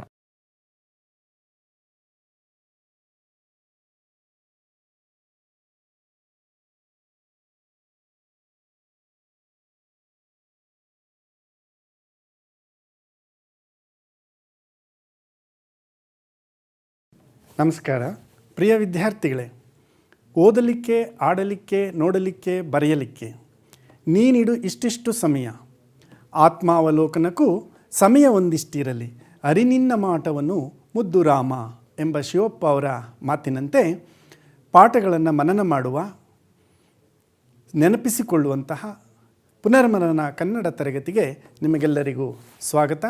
ನಾನು ಚಿಕ್ಕ ದೇವೇಗೌಡ, ಕರ್ನಾಟಕ ಪಬ್ಲಿಕ್ ಶಾಲೆ, ಉತ್ತರಹಳ್ಳಿ, ಬೆಂಗಳೂರು ದಕ್ಷಿಣ ವಲಯ 1. ಪ್ರಿಯ ವಿದ್ಯಾರ್ಥಿಗಳೇ, ಈ ದಿನ ನಿಮಗೆ 2 ಸುಂದರ ಕಥೆಗಳನ್ನು, ಕನ್ನಡ ಪ್ರಥಮ ಭಾಷೆಯಲ್ಲಿರುವಂತಹ 2 ವ್ಯಾಕರಣಾಂಶಗಳನ್ನು ಪುನರ್ಮನನ ಮಾಡಿಸಲಿಕ್ಕೆ ನೀವು ಇಂದು ಭೇಟಿಯಾಗಿದ್ದೇವೆ. ಮೊದಲಿಗೆ ಗದ್ಯಪಾಠ ವೃಕ್ಷಸಾಕ್ಷಿ. ಲೇಖಕರು ದುರ್ಗಸಿಂಹ. ಕನ್ನಡ ಸಾಹಿತ್ಯ ಪರಂಪರೆಯಲ್ಲಿ ಕಥಾ ಸಾಹಿತ್ಯ ಅತ್ಯಂತ ಜನಪ್ರಿಯವಾದಂಥ ಸಾಹಿತ್ಯ. ಕತೆ ಯಾರಿಗಿಷ್ಟ ಇಲ್ಲ ಹೇಳಿ? ಮಕ್ಕಳಿಂದ ಹಿಡಿದು ಹಿರಿಯರ ತನಕ ಎಲ್ಲರೂ ಆಸಕ್ತಿದಾಯಕವಾಗಿ ಕೇಳುವಂಥ ಒಂದು ಸಾಹಿತ್ಯ ಪ್ರಕಾರ ಇದ್ದರೆ ಅದು ಕಥಾ ಸಾಹಿತ್ಯ.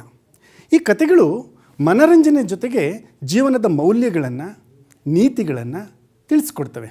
ಸತ್ಯ, ಧರ್ಮ, ಅಹಿಂಸೆ, ತ್ಯಾಗ, ವೈರಾಗ್ಯ, ನಿಸ್ವಾರ್ಥ ಇತ್ಯಾದಿ ಆದರ್ಶ ವ್ಯಕ್ತಿತ್ವವನ್ನು ರೂಢಿಸ್ಕೊಳ್ಳಿಕ್ಕೆ ಈ ಕಥೆಗಳು ನಮಗೆ ಪ್ರೇರಣೆಯನ್ನು ನೀಡುತ್ತೆ.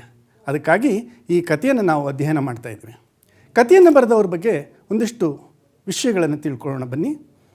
ದುರ್ಗಸಿಂಹ ಕನ್ನಡ ಸಾಹಿತ್ಯದಲ್ಲಿ ಬಹುಮುಖ ಪ್ರತಿಭೆಯುಳ್ಳಂತಹ ಕವಿ. ಖಡ್ಗ ಹಿಡಿಯುವ ಕೈ ಲೇಖನಿಯನ್ನೂ ಹಿಡಿಯಬಲ್ಲದು ಎಂಬ ಅಪೂರ್ವ ಉದಾಹರಣೆ ಅಂದರೆ ಕನ್ನಡ ಸಾಹಿತ್ಯದಲ್ಲಿ ಈ ದುರ್ಗಸಿಂಹ. ಈ ದುರ್ಗಸಿಂಹನ ಕಾಲ ಕ್ರಿಸ್ತಶಕ 1031. ಈತನ ಊರು ಕಿಸುಗಾಡಿನ ಸೈಯಡಿ, ಅಂದರೆ ಈಗಿನ ಗದಗ ಜಿಲ್ಲೆಯ ರೋಣ ತಾಲೂಕಿನ ಸವದಿ. ದುರ್ಗಸಿಂಹನು ರಾಜ ಜಗದೇಕ ಮಲ್ಲನ ಆಸ್ಥಾನದಲ್ಲಿ ಸಂಧಿವಿಗ್ರಹಿಯಾಗಿದ್ದ, ದಂಡನಾಯಕನೂ ಆಗಿದ್ದ. ಜೊತೆಗೆ ಮತಧರ್ಮ ಸಮನ್ವಯಕನಾಗಿ ಹೆಸರನ್ನು ಪಡೆದವನು. ಹರಿಹರ ಭವನಗಳನ್ನು ಕಟ್ಟಿಸಿ ಅನೇಕ ಜನಪರ ಕಾರ್ಯಗಳನ್ನು ಮಾಡಿದಂಥವನು. ಹಾಗಾಗಿ ಇವನು ನಮ್ಮ ಕನ್ನಡ ಸಾಹಿತ್ಯದಲ್ಲಿ ಅತ್ಯಂತ ಪ್ರಮುಖ ಅನ್ನಿಸ್ಕೊಳ್ತಾನೆ. ಈತನ ಕತೆಗೆ ಹಿನ್ನೆಲೆ ಯಾವ ವಸ್ತು? ಮೊದಲು ಗುಣಾಢ್ಯನೆಂಬ ಕವಿ ಪೈಶಾಚಿಕ ಭಾಷೆಯಲ್ಲಿ ಬೃಹತ್ ಕಥೆಯನ್ನು ರಚಿಸಿದ್ದ.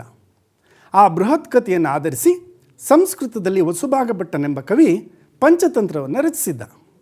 ಆ ವಸುಭಾಗಭಟ್ಟನ ಪಂಚತಂತ್ರ ಕೃತಿಯೇ ನಮ್ಮ ದುರ್ಗಸಿಂಹನ ಕರ್ನಾಟಕ ಪಂಚತಂತ್ರ ಕೃತಿ ರಚಿಸಲು ಆಧಾರ ಆಗಿದೆ.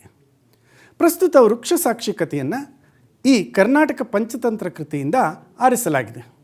ಇಡೀ ಭರತಖಂಡದಲ್ಲಿ ಪಂಚತಂತ್ರ ಕಥೆಗಳನ್ನು ಕೇಳಿರದ ಯಾವ ಹಿರಿಯರು ಇಲ್ಲ ಅನ್ನಿಸ್ಕೊಳ್ತೀನಿ. ಅದೇ ರೀತಿ ಮಕ್ಕಳು ಕೂಡ ಪಂಚತಂತ್ರ ಕಥೆಗಳೆಂದರೆ ಎಲ್ಲರ ಕಿವಿ ಇತ್ತ ಕಡೆ ಆಲಿಸಬೇಕು ಅನಿಸುತ್ತೆ. ಪಂಚತಂತ್ರ ಈ ಕೃತಿಯ ವೈಶಿಷ್ಟ್ಯತೆ ಏನು? ಇದೊಂದು ಗದ್ಯ ಮತ್ತು ಪದ್ಯ ಮಿಶ್ರಿತವಾದಂತಹ ಕಾವ್ಯ ನಿರೂಪಣೆ ಮತ್ತು ಕಥಾ ನಿರೂಪಣೆ. ಇದನ್ನು ನಾವು ಚಂಪು ಶೈಲಿ ಅಂತ ಕರಿತೇವೆ. ಇಲ್ಲಿ 48 ಕಥೆಗಳು, ಜೊತೆಗೆ 475 ಪದ್ಯಗಳು, 230 ಶ್ಲೋಕಗಳಿಂದಲೂ ಕೂಡ ಸಮೃದ್ಧವಾದಂಥ ಕೃತಿ ಈ ದುರ್ಗಸಿಂಹನ ಕರ್ನಾಟಕ ಪಂಚತಂತ್ರ ಕೃತಿ. ಕೃತಿಯ ಸಂಪಾದಕರು ಗುಣ್ಮಿ ಚಂದ್ರಶೇಖರ ಐತಾಳ್ರು. ಪಂಚತಂತ್ರಗಳೆಂದ್ರೇನು? ನಾವೆಲ್ಲ ಕಡೆ ಹೇಳ್ತೀವಿ. ಪಂಚತಂತ್ರಗಳೆಂದ್ರೆ ಏನು ಅಂತಂದರೆ ಭೇದ, ಪರೀಕ್ಷಾ, ವಿಶ್ವಾಸ ಮತ್ತು ವಂಚನ ಇತ್ಯಾದಿ ಮಿತ್ರ ಕಾರ್ಯ. ಈ ಪಂಚತಂತ್ರಗಳನ್ನು ಆಧರಿಸಿಯೇ ಹಿಂದೆ ರಾಜಾನುರಾಜರ ಕಾಲದಲ್ಲಿ ತಮ್ಮ ರಾಜಕೀಯ ವಿದ್ಯಮಾನಗಳನ್ನು ಬಗೆಹರಿಸ್ಕೊಳ್ತಾ ಇದ್ದರು. ಆ ಮೂಲಕ ತಮ್ಮ ಮಕ್ಕಳಿಗೆ ಈ ಪಂಚತಂತ್ರ ಸೂತ್ರಗಳ ಮೂಲಕವೇ ಶಿಕ್ಷಣವನ್ನು ನೀಡ್ತಾ ಇದ್ರು ಅನ್ನುವಂಥ ಸಂಗತಿಯನ್ನು ನಾವು ಅನೇಕ ಕಡೆ ಕೇಳಿಬರ್ತದೆ. ಜೊತೆಗೆ ಈ ಕಥೆಯಲ್ಲಿ ಬರುವಂಥ ಮುಖ್ಯಾಂಶಗಳನ್ನು ನಾವು ತಿಳ್ಕೊಳ್ಬೇಕು. ಕತೆ ಏನು ಸಂದೇಶವನ್ನು ನೀಡುತ್ತೆ? ಸತ್ಯಕ್ಕೆ ಸಾವಿಲ್ಲ, ಸುಳ್ಳಿಗೆ ಸುಖವಿಲ್ಲ, ಹಣಕ್ಕಿಂತ ಗುಣಲೇಸು, ಮಾಡಿದ್ದುಣ್ಣೋ ಮಹಾರಾಯ. ಈ ಎಲ್ಲ ನಾಣ್ಣುಡಿಗಳನ್ನು ನಾವು ಕೇಳಿದ್ದೇವೆ. ಅದಕ್ಕೆ ಪೂರಕವಾದಂತಹ ಕತೆ ಇದಾಗಿದೆ. ಕಥೆಯನ್ನು ಅವಲೋಕನ ಮಾಡೋದಾದರೆ, ಮಧುರಾ ನಗರದಲ್ಲಿ ಧರ್ಮಬುದ್ಧಿ ಮತ್ತು ದುಷ್ಟಬುದ್ಧಿ ಎಂಬ 2 ಗೆಳೆಯರು, ವ್ಯಾಪಾರಿಗಳ ಮಕ್ಕಳು, ಪರಸ್ಪರ ಸ್ನೇಹಿತರಾಗಿದ್ದರು. ಇಬ್ಬರೂ ಜೊತೆಯಲ್ಲೇ ವ್ಯಾಪಾರಕ್ಕೆ ಹೋಗಿ ಬರ್ತಾಯಿದ್ರು. ಒಮ್ಮೆ ಹೀಗೆ ಹೊರನಾಡಿಗೆ ವ್ಯಾಪಾರಕ್ಕೆ ಹೋದಾಗ ಅಪಾರವಾದ ಹೊನ್ನಿನ ಲಾಭ ಅವರಿಗೆ ಸಿಕ್ತು. ಅದನ್ನು ಪಡೆದು ಅವರು ಮರಳಿ ಮಧುರಾ ನಗರಕ್ಕೆ ಬರುವ ಸಂದರ್ಭದಲ್ಲಿ ಇನ್ನೇನು ಊರನ್ನು ಸಮೀಪಿಸುವ ಹತ್ತತ್ರ ಬಂದಾಗ ಹೊನ್ನನ್ನು ಹಂಚಿಕೊಳ್ಳುವಂಥ ಆಲೋಚನೆ ಬರುತ್ತೆ. ಆ ಸಂದರ್ಭದಲ್ಲಿ ದುಷ್ಟಬುದ್ಧಿ ಒಂದು ಸಲಹೆಯನ್ನು ಕೊಡ್ತಾನೆ. ನೋಡು, ಈ ಹೊನ್ನನ್ನು ಮನೆಯಲ್ಲಿಟ್ಟು ಮತ್ತೆ ನಾವು ವ್ಯಾಪಾರಕ್ಕೆ ಹೋಗಬೇಕಾಗತ್ತೆ. ನಿಶ್ಚಿಂತೆಯಿಂದ ವ್ಯಾಪಾರ ಮಾಡಲಿಕ್ಕೆ ಆಗೋದಿಲ್ಲ, ಕಾರಣ ರಕ್ಷಣೆ ಬೇಕದಕ್ಕೆ. ಹಾಗಾಗಿ ನಾವು ಹೊನ್ನನ್ನು ಖರ್ಚಿಗೆ ಸಾಕಷ್ಟು ತೆಗೆದುಕೊಂಡು ಉಳಿದ ಹಣವನ್ನು ಈ ಮರದ ಕೆಳಗಡೆ ಬಚ್ಚಿಟ್ಟು ಬಿಡೋಣ, ಅಗತ್ಯ ಬಿದ್ದಾಗ ಇಬ್ಬರೂ ಬಂದು ತೆಗೆದುಕೊಳ್ಳೋಣ ಎಂಬ ಸಲಹೆಯನ್ನು ದುರಾಲೋಚನೆಯಿಂದ ದುಷ್ಟಬುದ್ಧಿ ನೀಡ್ತಾನೆ. ಈ ಪಾಠದಲ್ಲಿ ಬರುವಂಥ ಪ್ರಶ್ನೆ ಮೊದಲನೇದು ಇದೆ. ದುಷ್ಟಬುದ್ಧಿ ಯಾವ ಸಲಹೆಯನ್ನು ನೀಡಿದನು? ದುಷ್ಟಬುದ್ಧಿ ಹೊನ್ನನ್ನು ಈ ವಟವೃಕ್ಷದ ಕೆಳಗೆ ಬಚ್ಚಿಡೋಣ, ಅಗತ್ಯ ಬಿದ್ದಾಗ ಇಬ್ಬರು ತೆಗೆದುಕೊಳ್ಳೋಣ ಎಂಬ ಸಲಹೆಯನ್ನು ನೀಡುತ್ತಾನೆ. ಸರಿ, ಹೊನ್ನನ್ನು ಇಬ್ಬರು ಕೂಡ ಅಲ್ಲಿ ಬಚ್ಚಿಡ್ತಾರೆ. ದುಷ್ಟಬುದ್ಧಿಯು ಕೆಲವು ದಿನಗಳ ನಂತರ ಏಕಾಂಗಿಯಾಗಿ ಹೋಗಿ ಆ ಹೊನ್ನನ್ನು ತಾನೇ ಕದ್ದು ಬಿಡ್ತಾನೆ. ಕದ್ದಿದ್ದೂ ಅಲ್ಲದೆ ಧರ್ಮಬುದ್ಧಿಯೇ ಕಳ್ಳತನ ಮಾಡಿದ್ದಾನೆ ಅನ್ನುವಂಥ ಆರೋಪವನ್ನು ಕೂಡ ಮಾಡಿಬಿಡ್ತಾನೆ. ಇದು ಕಥೆಯಲ್ಲಿ ನೀವು ಓದಿದ್ದೀರಿ. ಊರಿನ ಧರ್ಮಾಧಿಕಾರರ ಬಳಿ ಹೋಗಿ ದೂರನ್ನು ನೀಡ್ತಾನೆ. ಜೊತೆಗೆ ಈ ಹೊನ್ನನ್ನು ಕದ್ದಿರಲಿಕ್ಕೆ ವೃಕ್ಷವೂ ಕೂಡ ಸಾಕ್ಷಿಯಾಗಿದೆ, ನನಗೆ ವಿಚಾರಣೆ ಮಾಡಿ ನ್ಯಾಯ ದೊರಕಿಸಿಕೊಡಿ ಎಂಬ ಆರೋಪವನ್ನು ದುಷ್ಟಬುದ್ಧಿ ಮಾಡ್ತಾನೆ. ಆ ಸಂದರ್ಭದಲ್ಲಿ ವಟವೃಕ್ಷವು ಸಾಕ್ಷಿ ಹೇಳುತ್ತೆಯೇ? ಆಶ್ಚರ್ಯ ಆಗುತ್ತೆ. ಧರ್ಮಾಧಿಕರಣರು ಅಶ್ರುತಪೂರ್ವಂ ಎಂಬ ಆಶ್ಚರ್ಯಕರ ಅಭಿಪ್ರಾಯವನ್ನು ವ್ಯಕ್ತ ಮಾಡ್ತಾರೆ. ಅದನ್ನು ನೋಡೋಣ, ಈ ಮರ ಏನಾದರೂ ಸಾಕ್ಷಿ ಹೇಳುತ್ತೆ ಅನ್ನೋದಾದರೆ ಈ ದಿನ ಸಂಜೆ ಆಗಿದೆ, ನಾಳೆ ಹೋಗಿ ಆ ಮಠದ ಆ ವಟವೃಕ್ಷದ ಬಳಿ ನಾವು ಸಾಕ್ಷಿಯನ್ನು ಕೇಳೋಣ ಅಂತ ಹೇಳಿ ಅವರಿಬ್ಬರನ್ನು ಸಮಾಧಾನ ಮಾಡಿ ಮನೆಗೆ ಕಳಿಸ್ಕೊಡ್ತಾರೆ. ಇತ್ತ ಕಡೆ ದುಷ್ಟಬುದ್ಧಿ ಮನೆಗೆ ಬಂದು ತಂದೆಯನ್ನು ವಟವೃಕ್ಷದ ಪೊಟರೆಯಲ್ಲಿ ಕುಳಿತು ಸುಳ್ಳು ಸಾಕ್ಷಿ ಹೇಳುವಂತೆ ಒತ್ತಾಯಿಸುತ್ತಾನೆ. ದುಷ್ಟಬುದ್ಧಿಯು ತಂದೆ ಪ್ರೇಮಮತಿಯನ್ನು ವಟವೃಕ್ಷದ ಒಳಗೆ ಕುಳಿತು ಸುಳ್ಳು ಸಾಕ್ಷಿ ಹೇಳುವಂತೆ ಒತ್ತಾಯಿಸುತ್ತಾನೆ. ಸುಳ್ಳು ಸಾಕ್ಷಿ ಹೇಳಲು ಒತ್ತಾಯಿಸಲು ಕಾರಣವೇನು? ದುಷ್ಟಬುದ್ಧಿ ಹೇಳ್ತಾನೆ, ನಿನ್ನ ಒಂದು ಸುಳ್ಳು ನುಡಿಯಿಂದ ನಾವು ಬಹಳ ದಿನಗಳವರೆಗೆ ಉಂಡು ಉಟ್ಟು ಸುಖವಾಗಿ ಬಾಳಬಹುದು ಅನ್ನುವಂಥ ಸ್ವಾರ್ಥ ಆಲೋಚನೆ ಈ ದುಷ್ಟಬುದ್ಧಿಗೆ ಬರುತ್ತೆ. ಹಾಗಾದರೆ ತಂದೆ ಹಿರಿಯನಾಗಿ, ತಂದೆಯಾಗಿ, ತಿಳುವಳಿಕೆಯುಳ್ಳವನಾಗಿ ಒಪ್ಕೊಳ್ತಾನೆಯೇ ಸುಳ್ಳು ಸಾಕ್ಷಿ ಹೇಳೋಕ್ಕೆ? ಖಂಡಿತ ಇಲ್ಲ. ಇಡೀ ಕಥಾಭಾಗದ ನೈತಿಕ ಸಂದೇಶ ಇರೋದೇ ಈ ತಂದೆ ಪ್ರೇಮಮತಿಯ ಅಭಿಪ್ರಾಯದಲ್ಲಿ. ಆತ ಹೇಳ್ತಾನೆ, ನೋಡು ಮಗು, ಪರದನ ಹರಣಂ ವಿಶ್ವಾಸಘಾತುಕಂ ಸ್ವಾಮಿ ದ್ರೋಹಂ ಇವೆಲ್ಲಂ ಏಗೈದು ಕಿಡಿಸುಗುಂ ಇಂತಪ್ಪುದೆಲ್ಲಮಂ ನೀನು ಅರಿದಿರ್ದೆ ಎನ್ನನುಂ ಸಾಕ್ಷಿ ಮಾಡಿ ಕಿಡಿಸಲ್ ಬಗೆದೆ ನಿನ್ನ ಪಳುವಗೆ ನಮ್ಮ ಕುಲವನ್ ಎಲ್ಲಮನ್ ಅಳಿವ ಬಗೆ. ಬೇಡ ಮಗು, ಈ ರೀತಿ ನಾವು ಪರರ ವಸ್ತುವನ್ನು ಕದಿಯೋದು, ವಿಶ್ವಾಸ ದ್ರೋಹ ಮಾಡುವಂಥದ್ದು, ವಂಚನಾ ಕಾರ್ಯ ಮಾಡುವಂಥದ್ದು ಕುಲನಾಶಕ್ಕೆ ಕಾರಣವಾಗುತ್ತೆ ಅಂತ ಹೇಳಿ ತಂದೆ ನಿರಾಕರಿಸ್ತಾನೆ. ಆದರೂ ಕೂಡ ಮಗ ದುಷ್ಟಬುದ್ಧಿ ತಂದೆಯನ್ನು ದಂಡಿಸಿ ದೈಹಿಕವಾಗಿ ಹಲ್ಲೆ ಮಾಡಿ ಹೊಡೆದು ಬಡಿದು ಒಪ್ಪಿಸ್ತಾನೆ. ಅದನ್ನು ಕವಿ ಹೇಗೆ ಒಂದು ಮಾರ್ಮಿಕ ರೀತಿಯಲ್ಲಿ ವರ್ಣಿಸ್ತಾನೆ ಅನ್ನುವಂಥ ಪದ್ಯ ಆ ಕಥಾಭಾಗದಲ್ಲಿ ಬರುತ್ತೆ. ಮೇದಿನಿಯಂ ಕ್ರಮಕ್ರಮದೆ ಪರ್ವಿದುದಾತ್ತ ನಭೋ ವಿಭಾಗಂ ಆಚ್ಛಾದಿತ ಧಿಂಗ್ಮುಖಂ ವ್ಯವಹಿತ ಅಖಿಲ ದೃಷ್ಟಿಪಥಂ ತಮಾಲ ಭೃಂಗೋದರ ನೀರದಾಗಮ ಘನ ಪ್ರಕ್ರಾಂಜನ ಪುಂಜ ಕೋಕಿಲ ಅಬ್ಜೋದರ ಕಾಯ ಕಾಂತಿ ಶಿತಿಕಂಠಗಳ ಪ್ರತಿಮ ಪ್ರಭಂ ತಮಂ. ಈ ರೀತಿ ಒಂದು ಸುಂದರವಾದ ಮಾರ್ಮಿಕವಾದ ಪ್ರಕೃತಿಯ ಹಿನ್ನೆಲೆಯುಳ್ಳ ವರ್ಣನೆಯನ್ನು ಕೊಡ್ತಾರೆ.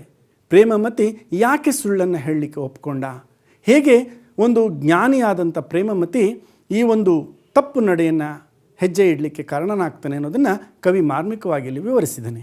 ಭೂಮಿಯ ಮೇಲಿನ ಬೆಳಗನ್ನು ಮರೆಮಾಡುವ ರೀತಿಯಲ್ಲಿ ಕತ್ತಲು ಹೇಗೆ ಆವರಿಸ್ತು ನೋಡಿ. ದುಂಬಿಯ ಮೈಬಣ್ಣದಂಥ ಕಪ್ಪಾದ ಹೊಗೆ ತುಂಬಿದ ಕಾರ್ಮೋಡಗಳು ಕಣ್ಣ ನೋಟಕ್ಕೂ ಮಿಗಿಲಾಗಿ ದಶ ದಿಕ್ಕುಗಳನ್ನೂ ಆವರಿಸಿ ಆಕಾಶ ಭೂಮಿಯೆಲ್ಲೆಡೆ ವ್ಯಾಪಿಸುತ್ತಾ ಕತ್ತಲೆಯ ಅಂಧಕಾರವು ಆವರಿಸಿತು. ಆ ಕತ್ತಲು ಕಾಡಿಗೆಯಷ್ಟು ಕಪ್ಪಾಗಿತ್ತು. ಕೋಗಿಲೆಯ ಮೈಬಣ್ಣದಂತಹ ಕಗ್ಗತ್ತಲು ಅದಾಗಿತ್ತು. ವಿಷ್ಣುವಿನ ದೇಹದ ಕಾಂತಿಯಷ್ಟು ಕಪ್ಪು ಆ ಅಂಧಕಾರದಲ್ಲಿ ತುಂಬಿತ್ತು. ಶಿವನ ಕಂಠದಂತೆ ಹೋಲಿಸಲು ಅಸಾಧ್ಯವಾದ ಅಗಾಧವಾದ ಅಂಧಕಾರ ಈ ಜಗತ್ತನ್ನು ಆವರಿಸಿತ್ತು.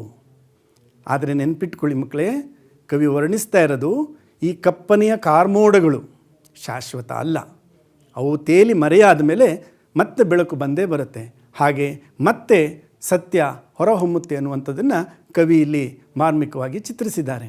ನೀವು ಪರೀಕ್ಷಾ ದೃಷ್ಟಿಯಿಂದ ಕವಿ ಪ್ರೇಮಮತಿಯು ಹೇಳಿದ ಈ ಸಾಕ್ಷಿಯನ್ನು ಹೇಗೆ ವರ್ಣಿಸಿದ್ದಾನೆ ಎಂಬುದನ್ನು ಈ ಪದ್ಯದ ಮೂಲಕ ನೀವು ಅವಲೋಕನ ಮಾಡಬೇಕಾಗುತ್ತೆ.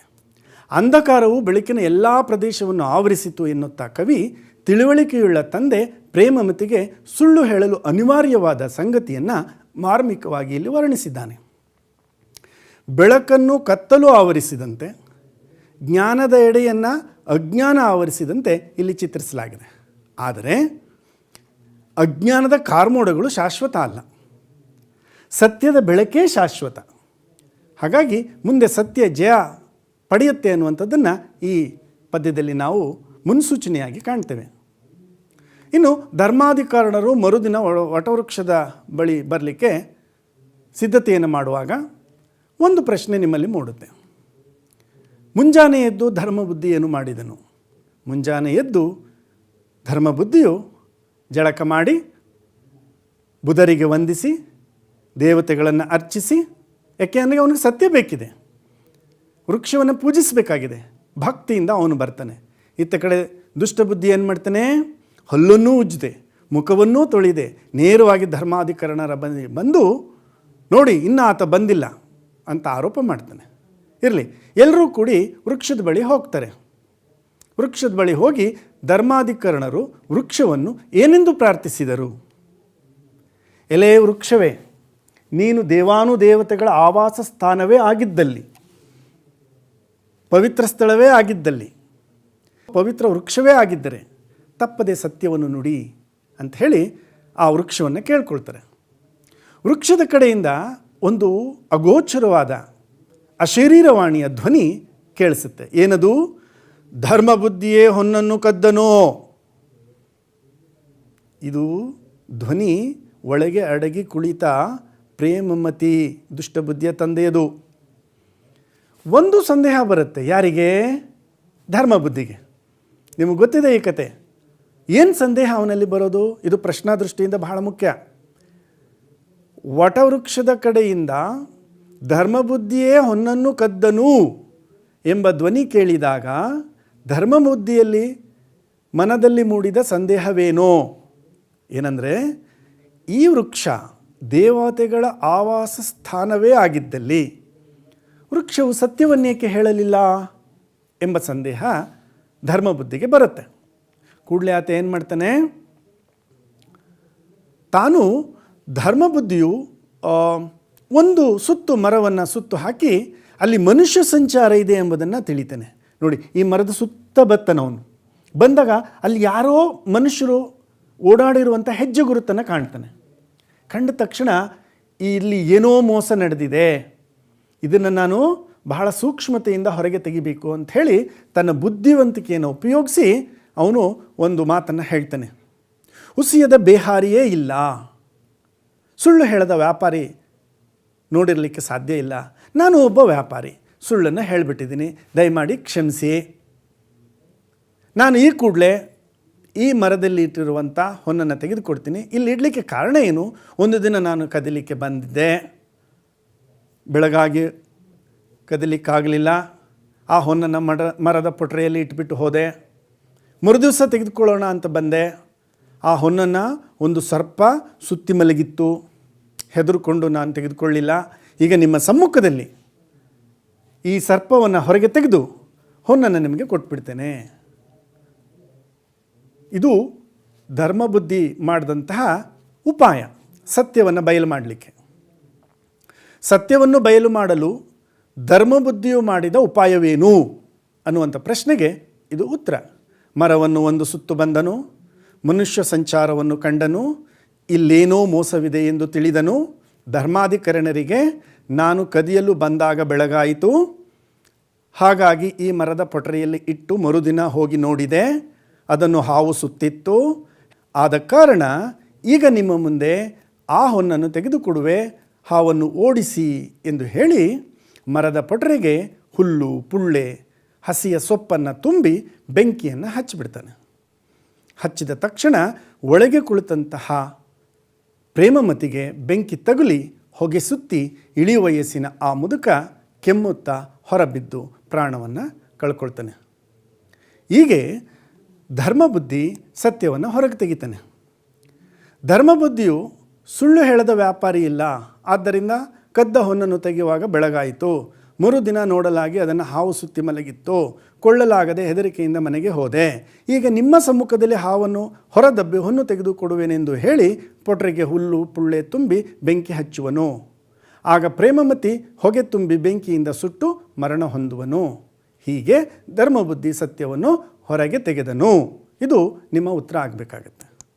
ಇನ್ನು ಈ ಕಥೆಯ ಕೆಲವು ಸಂದರ್ಭೋಚಿತ ವಾಕ್ಯಗಳನ್ನು ವಿವರಿಸಿ ಎನ್ನುವಂಥ ಪ್ರಶ್ನೆ ಬರುತ್ತೆ. ಅದಕ್ಕೆ ಈ ಕೆಲವು ವಾಕ್ಯಗಳನ್ನು ನೀವು ಗಮನಿಸ್ಕೊಳ್ಬೇಕಾಗತ್ತೆ ಮತ್ತು ಇವುಗಳ ಅರ್ಥವನ್ನು ನೀವು ತಿಳ್ಕೊಳ್ಬೇಕಾಗತ್ತೆ. ಈಗಾಗಲೇ ನೀವು ಶಾಲೆಗಳಲ್ಲಿ ಅಭ್ಯಾಸ ಮಾಡಿದ್ದೀರಾ, ಆಯ್ಕೆ, ಸಂದರ್ಭ, ಸ್ವಾರಸ್ಯದೊಡನೆ ವಿವರಿಸಿ ಅಂತ ಹೇಳಿ. ತಸ್ಕರಸ್ಯ ಅನೃತಂ ಬಲಂ, ಕಳ್ಳನಿಗೆ ಸುಳ್ಳೇ ಬಲವಾಗುತ್ತೆ. ಕಳ್ಳನಿಗೆ ಕಡ್ನಾಲ್ಗೆ ಅಂತ ಹೇಳಿ ಬಯಲ್ಸಿ ಮೇಲೆ ಹೇಳ್ತಾರೆ. ಕಳ್ಳನಿಗೆ ಸುಳ್ಳೇ ಒಂದು ಬಲವಾದ ಮಾತಾಗಿರುತ್ತೆ. ಮತ್ತು ಮನುಷ್ಯರ ಸುಕೃತ ದುಕೃತಗಳು ದೈವಗಳು ಅರಿಗುಂ, ಮನುಷ್ಯರ ಪಾಪ ಕಾರ್ಯ ಮತ್ತು ಒಳ್ಳೆಯ ಕಾರ್ಯಗಳನ್ನು ದೇವರು ಸದಾ ಗಮನಿಸ್ತಾ ಇರ್ತಾನೆ, ನೋಡ್ತಾ ಇರ್ತಾನೆ. ಪರಧನ ಹರಣಂ ವಿಶ್ವಾಸಘಾತುಕಂ ಸ್ವಾಮಿ ದ್ರೋಹಂ, ಬೇರೆಯವರ ಹಣವನ್ನು ಕದಿಯೋದು ವಿಶ್ವಾಸ ದ್ರೋಹವಾಗುತ್ತೆ, ಸ್ವಾಮಿ ದ್ರೋಹವಾಗುತ್ತೆ, ಕುಲನಾಶಕ್ಕೆ ಕಾರಣವಾಗುತ್ತೆ. ಇದು ಪ್ರೇಮಮತಿ ಹೇಳಿದಂಥ ಬುದ್ಧಿಮಾತು. ಮತ್ತೊಂದು ವಿಚಾರ ಇಲ್ಲಿದೆ. ಪ್ರಕೃತಿ ವಿಕೃತಿಯಾದ ಮನುಷ್ಯನ ಆಯುಷ್ಯಂ ಕುಂದುಗುಂ, ಇದು ಬಹಳ ಪ್ರಸ್ತುತವಾದಂಥ ಸಂಗತಿ. ಯಾವ ಮನುಷ್ಯ ಅಥವಾ ಯಾವ ಮನುಕುಲ ಪ್ರಕೃತಿಗೆ ವಿರುದ್ಧವಾಗಿ ನಡ್ಕೊಳ್ಳುತ್ತೋ ಅವತ್ತು ಆ ಮನುಷ್ಯನ ಅಥವಾ ಆ ಮನುಷ್ಯ ಕುಲದ ನಾಶ ಪ್ರಾರಂಭವಾಗುತ್ತೆ ಅನ್ನುವಂಥದ್ದನ್ನು ಕವಿ ಅಷ್ಟು ವರ್ಷಗಳ ಹಿಂದಲೇ ಹೇಳಿದ್ದ. ಪ್ರಕೃತಿಗೆ ವಿರುದ್ಧವಾಗಿ ಮತ್ತು ಸತ್ಯಕ್ಕೆ ವಿರುದ್ಧವಾಗಿ ನಡೆದಂಥ ಮನುಷ್ಯ ಯಾವತ್ತಿದ್ರೂ ಅವನು ವಿನಾಶಕ್ಕೆ ಕಾರಣನಾಗ್ತಾನೆ, ಅವನ ಆಯಸ್ಸು ಕುಂದುತ್ತದೆ. ಈ ರೀತಿ ಒಂದು ಮೌಲ್ಯಯುತ ಸಂದೇಶವನ್ನು ಈ ಒಂದು ಕತೆ ನಮಗೆ ನೀಡುತ್ತೆ. ಇನ್ನು ಪರೀಕ್ಷಾ ದೃಷ್ಟಿಯಿಂದ ಕೆಲವು ಪದಗಳ ಅರ್ಥವನ್ನು ನೀವು ತಿಳ್ಕೊಳ್ಳೇಬೇಕು. ಅದು ಪಾಠದ ಹಿಂಬದಿಯಲ್ಲಿರುವಂಥ ಮುಖ್ಯ ಪದಗಳ ಅರ್ಥ. ಹಳಗನ್ನಡದಲ್ಲಿ ಕುಟಿಲ ಕೃತ್ರಿಮ ಅಂದರೆ ಮೋಸ, ಅಬ್ಜೋದರ ಅಂದರೆ ವಿಷ್ಣು, ಕಾಪು ಅಂದರೆ ರಕ್ಷಣೆ. ಹಾಗೆ ತಮಾಲ ಅಂದರೆ ಕತ್ತಲು, ನೀರದ ಅಂದರೆ ಮೋಡ, ಪರದು ಅಂದರೆ ವ್ಯಾಪಾರ. ಇಲ್ಲಿ ಪಕಾರ ಬಂದಾಗ ಹಕಾರ ಬರುವಂಥದ್ದು ಸಾಮಾನ್ಯ ಹಳಗನ್ನಡ ಲಕ್ಷಣ. ಮತ್ತು ಪಾ ಬಂದಾಗ ವಾನು ಕೂಡ ಬರುತ್ತೆ. ಪರದು ವ್ಯಾಪಾರ, ಬಳ್ಳಾರಿ ಮಾರಿ, ಹುಸಿ ಸುಳ್ಳು, ಅನೃತ ಇವೆಲ್ಲವೂ ಕೂಡ ಸುಳ್ಳಿನ ಅರ್ಥದಲ್ಲೇ. ಆದಿತ್ಯ ಸೂರ್ಯ, ಕೂರ್ಮೆ ಅಂದರೆ ಸ್ನೇಹ, ಚೋದ್ಯ ಅಂದರೆ ಅದ್ಭುತ, ತಸ್ಕರ ಅಂದರೆ ಕಳ್ಳ, ಪನ್ನಗ ಅಂದರೆ ಹಾವು, ಬೀಯ ಅಂದರೆ ವ್ಯಯ ಇತ್ಯಾದಿ ಪದಗಳನ್ನು ನೀವು ಒಂದಿಷ್ಟು ಪಟ್ಟಿ ಮಾಡಿ ಪರೀಕ್ಷಾ ದೃಷ್ಟಿಯಿಂದ ಅವಲೋಕನ ಮಾಡಿ. ಪ್ರಿಯ ವಿದ್ಯಾರ್ಥಿಗಳೇ, ಈ ಸುಂದರ ಕತೆ ನಿಮಗೆ ಬಹಳ ಇಷ್ಟವಾಗಿತ್ತು ಅನಿಸುತ್ತೆ. ಮತ್ತೊಮ್ಮೆ ನೆನಪು ಮಾಡ್ಕೊಂಡಿದ್ದೀರಾ. ಈಗ ಮತ್ತೊಂದು ಕತೆ ಕಡೆ ಹೋಗೋಣ. ಅದು ಸುಕುಮಾರ ಸ್ವಾಮಿಯ ಕತೆ. ಕಥೆಯನ್ನು ರಚಿಸಿರ್ತಕ್ಕಂಥವರು ಕವಿ ಶಿವಕೋಟ್ಯಾಚಾರ್ಯರು. ಕನ್ನಡದ ಮೊಟ್ಟ ಮೊದಲ ಗದ್ಯ ಕೃತಿ ಅಂತ ಹೇಳಿ ಕೀರ್ತಿ ಪಡೆದಂಥ ಈ ಸುಕುಮಾರ ಸ್ವಾಮಿಯ ಕತೆ ಉಳ್ಳಂಥ ಒಂದು ಒಡ್ಡಾರಾಜನೇ ಕೃತಿ ಕನ್ನಡ ಸಾಹಿತ್ಯದಲ್ಲಿ ಅತ್ಯಂತ ಪ್ರಮುಖ ಸ್ಥಾನವನ್ನು ಪಡೆದಿದೆ. ಮೊದಲ ಗದ್ಯ ಕೃತಿ, ಜೊತೆಗೆ ಒಡ್ಡಾರಾಧನೆ ಅಂದರೆ ಯತಿಗಳ ಆರಾಧನೆ. ಧರ್ಮವೀರರು ತಪಸ್ಸಿಗೆ ಕುಳಿತಾಗ, ಅಂದರೆ ಜೈನ ಧರ್ಮದ ಒಟುಗಳು ಸನ್ಯಾಸಿಗಳು ತಪಸ್ಸಿಗೆ ಕುಳಿತಾಗ ದೇವತೆ, ಮನುಷ್ಯರು, ಪ್ರಾಣಿ ಅಥವಾ ಜಡವಸ್ತು, ಕೀಟ, ಕ್ರಿಮಿಗಳು, ಹಸಿವು, ಬಾಯಾರಿಕೆ, ಶೀತ, ವಾತ ಇತ್ಯಾದಿ ಯಾವುದೇ ತೊಂದರೆಗಳಿಂದ ತಪಸ್ಸಿಗೆ ಭಂಗ ಬಾರದಿರಲಿ ಅನ್ನುವ ಕಾರಣಕ್ಕೆ ತಪಸ್ಸಿಗೆ ಕುಳಿತಂಥ ವ್ಯಕ್ತಿಯ ಮುಂದೆ ಈ ಕಥೆಗಳನ್ನು ಪಠಿಸ್ತಾ ಇದ್ದರು. ಅದಕ್ಕಾಗಿಯೇ ಇದನ್ನು ವೃದ್ಧರ ಆರಾಧನೆ ಅಂತಲೂ ಕೂಡ ಕರೀತಾ ಇದ್ದೀವಿ. ಒಡ್ಡಾರಾದರೆ ಕಥೆಯ ಉದ್ದೇಶ ಇಷ್ಟು. ಒಡ್ಡಾರಾಧನೆಯ ಕೃತಿಯಲ್ಲಿ ಬರುವಂಥ 19 ಕಥೆಗಳನ್ನು ಅವಲೋಕನ ಮಾಡಿದಾಗ ಎಲ್ಲ ಕಥೆಗಳ ಸಂದೇಶವನ್ನು ಒಂದು ಸಂಗ್ರಹಿಸಿ ಹೇಳೋದಾದರೆ ಆ ಜೈನ ಯತಿಗಳ, ತೀರ್ಥಂಕರರ ಒಂದು ಭವಾವಳಿಗಳು ಮತ್ತು ಮೋಕ್ಷ ಸಾಧನೆಗೆ ಅವರು ಕೈಗೊಳ್ಳುವಂತಹ ತಪಸ್ಸಿನ ಕೈಂಕರ್ಯದ ಒಟ್ಟಾರೆ ಸಾರವನ್ನು ಹೀಗೆ ಹೇಳ್ಬೋದು. ಭೋಗ ಜೀವನದಿಂದ ಯೋಗ ಜೀವನದೆಡೆಗೆ ಸಾಗ್ತದೆ. ವೈಭವದಿಂದ ವೈರಾಗ್ಯದೆಡೆಗೆ ಸಾಗುವಂಥದ್ದನ್ನು ನಾವಿಲ್ಲಿ ಕಾಣ್ತೇವೆ. ಹಾಗೆ ನಶ್ವರತೆಯಿಂದ ಶಾಶ್ವತ ಮೋಕ್ಷದೆಡೆಗೆ, ಮುಕ್ತಿಯೆಡೆಗೆ ಪಾತ್ರಗಳು ಸಾಗ್ತವೆ. ತಪಸ್ಸಿನಿಂದ ಸಿದ್ಧಿಯೆಡೆಗೆ ಸಾಗುವುದು ಈ ಕಥೆಗಳ ಎಲ್ಲ ಕಥಾನಾಯಕರ ಒಂದು ಸಾಮಾನ್ಯ ಗುಣವನ್ನು ನಾವು ಕಾಣ್ತೇವೆ. ಜೊತೆಗೆ ಒಡ್ಡಾರಾಧನೆ ಕೃತಿ ಒಂದು ಸಮೃದ್ಧವಾದ ಸಂಸ್ಕೃತ ಪದ ಸಂಪತ್ತಿನಿಂದ ಕೂಡಿದ ಸುದೀರ್ಘ ವಾಕ್ಯಗಳನ್ನೊಳಗೊಂಡಂಥ ಅದ್ಭುತವಾದಂಥ ಕೃತಿ. ಓದುಗರನ್ನು ಒಂದು ಸೂಜಿಗಲ್ಲಿನಂತೆ ಸೆಳೆಯುವಂಥ ಕೃತಿ ಈ ಒಡ್ಡಾರಾಧನೆ. ದೀರ್ಘವಾದ ವಾಕ್ಯವೃಂದದ ಜೊತೆಗೆ ಪದಸಂಪತ್ತು ನಿಜಕ್ಕೂ ನಮ್ಮ ಕನ್ನಡ ಸಾಹಿತ್ಯದ ಶ್ರೀಮಂತಿಕೆಗೆ ಸಾಕ್ಷಿಯಾಗುತ್ತೆ. ಈ ಒಡ್ಡಾರಾಧನೆ ಕೃತಿಯ ಕರ್ತೃವನ್ನು ಪರಿಚಯ ಮಾಡಿಕೊಳ್ಳೋಣ. ಶಿವಕೋಟ್ಯಾಚಾರ್ಯರ ಕಾಲ ಕ್ರಿಸ್ತಶಕ 10ನೇ ಶತಮಾನ, ಸುಮಾರು 920 ಅಂತ ಹೇಳಿ ವಿದ್ವಾಂಸರು ಹೇಳಿದ್ದಾರೆ. ಇವರ ಸ್ಥಳ ಬಳ್ಳಾರಿ ಜಿಲ್ಲೆಯ ಹೂವಿನ ಹಡಗಲಿ ತಾಲೂಕಿನ ಕೋಗಳಿ ನಾಡು. ಇವರ ಕೃತಿ ಜೈನ ಧರ್ಮದ 19 ಕಥೆಗಳನ್ನು ಒಳಗೊಂಡಂಥ ಕೃತಿ. ಇದನ್ನು ಉಪಸರ್ಗದ ಕೇವಲಿಗಳ ಕಥೆ ಅಂತಲೂ ಕೂಡ ನಾವು ಕರೀತೇವೆ. ಕಥೆಯ ಆರಂಭ ಹೀಗಿದೆ. ಜಂಬೂ ದ್ವೀಪದ ಭರತ ಕ್ಷೇತ್ರದಲ್ಲಿ ಉಜ್ಜಯಿನಿ ಎಂಬ ಪಟ್ಟಣ. ಕತೆ ಪ್ರಾರಂಭ ಆಗೋದು ಒಂದು ಸ್ಥಳ, ಒಂದು ಕಾಲಮಾನ, ಒಂದು ಪಾತ್ರದ ಆರಂಭವನ್ನು ನಾವು ನೆನಪಿನಲ್ಲಿ ಇಟ್ಕೊಳ್ಬೇಕು. ಜಂಬೂ ದ್ವೀಪದ ಭರತ ಕ್ಷೇತ್ರದ ಉಜ್ಜಯಿನಿ ಪಟ್ಟಣದಿಂದ ಕತೆ ಆರಂಭಗೊಳ್ತಾ ಇದೆ. ಇಂದ್ರದತ್ತ ಮತ್ತು ಗುಣವತಿ ಎಂಬ ದಂಪತಿಗಳ ಮಗ ಸೂರದತ್ತ, ಜೊತೆಗೆ 32 ಕೋಟಿ ಹೊನ್ನಿನ ಶ್ರೀಮಂತಿಕೆಯುಳ್ಳ ಸುಭದ್ರ ಶೆಟ್ಟಿ ಮತ್ತು ಸರ್ವಯಶಿ ಎಂಬ ದಂಪತಿಗಳಿರ್ತಾರೆ. ಆ ದಂಪತಿಗಳ ಮಗಳು ಯಶೋಭದ್ರೆ. ಈ ಸೂರದತ್ತ ಮತ್ತು ಯಶೋಭದ್ರೆಯರು ಕೂಡಿ ಮದುವೆಯಾಗಿ ಆ ದಂಪತಿಗಳ ಮಗುವೇ ಇವತ್ತಿನ ಕಥಾನಾಯಕ ಸುಕುಮಾರ ಸ್ವಾಮಿ. ಹೀಗೆ ಸೂರದತ್ತ ಮತ್ತು ಯಶೋಭದ್ರೆ ಇವರ ಮಗನೇ ಸುಕುಮಾರ ಸ್ವಾಮಿ. ಈ ಸುಕುಮಾರ ಸ್ವಾಮಿಯ ಜನನದ ಸಂದರ್ಭದ ಒಂದು ಐತಿಹ್ಯವನ್ನು ನಾವು ಗಮನಿಸಬೇಕು. ಒಬ್ಬ ಜ್ಯೋತಿಷಿ, ನೈಮಿತಿಕ ಅಂತ ಹೇಳಿ ಕರಿತೇವೆ, ಆ ಮಗು ಹುಟ್ಟಿದಾಗ ಒಂದು ಜ್ಯೋತಿಷ್ಯವನ್ನು ಹೇಳಿರ್ತಾನೆ. ಏನದು ಅಂದರೆ, ಯಾವಾಗ ಈತನಿಗೆ ಋಷಿಗಳ ದರ್ಶನವಾಗುವುದೋ ಅಂದು ಈತ ವೈರಾಗ್ಯವನ್ನು ಪಡೆದು ತಪಸ್ಸಿಗೆ ತೆರಳಿಬಿಡ್ತಾನೆ.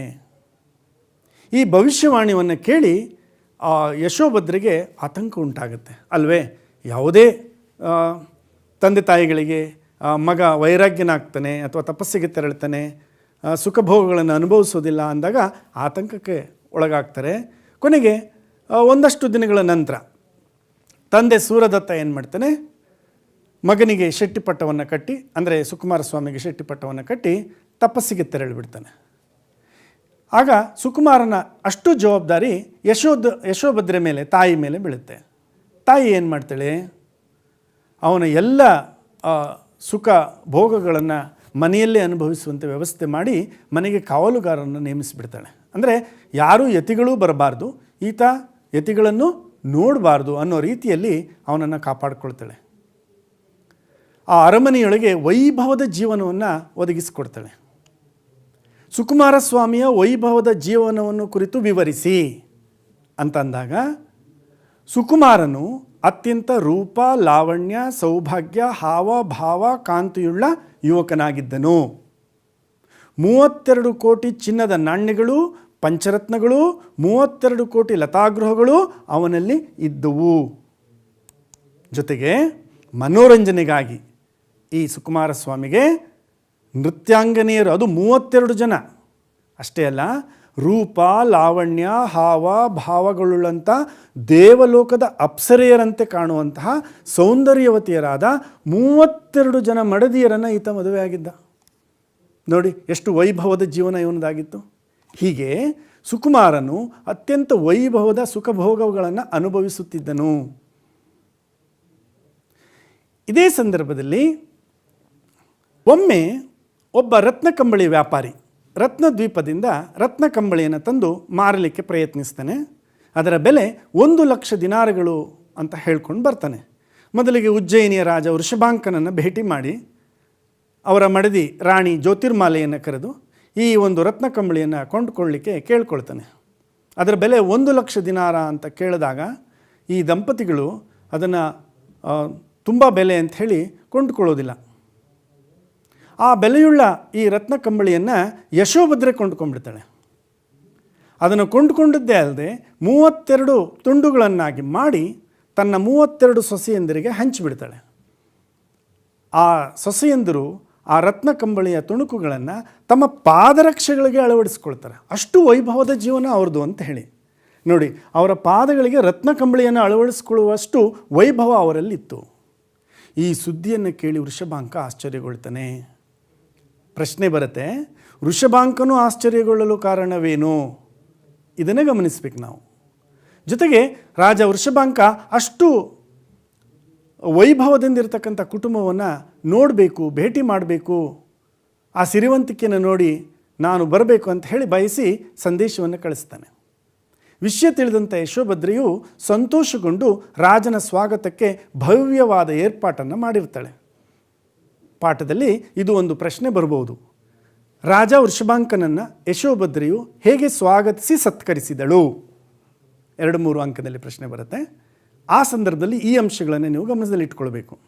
ರಾಜರು ಬರುವ ದಾರಿಯುದ್ದಕ್ಕೂ ಪಂಚರತ್ನಗಳಿಂದ ರಂಗೋಲಿಯನ್ನು ಬಿಡಿಸಿದ್ದಳೋ?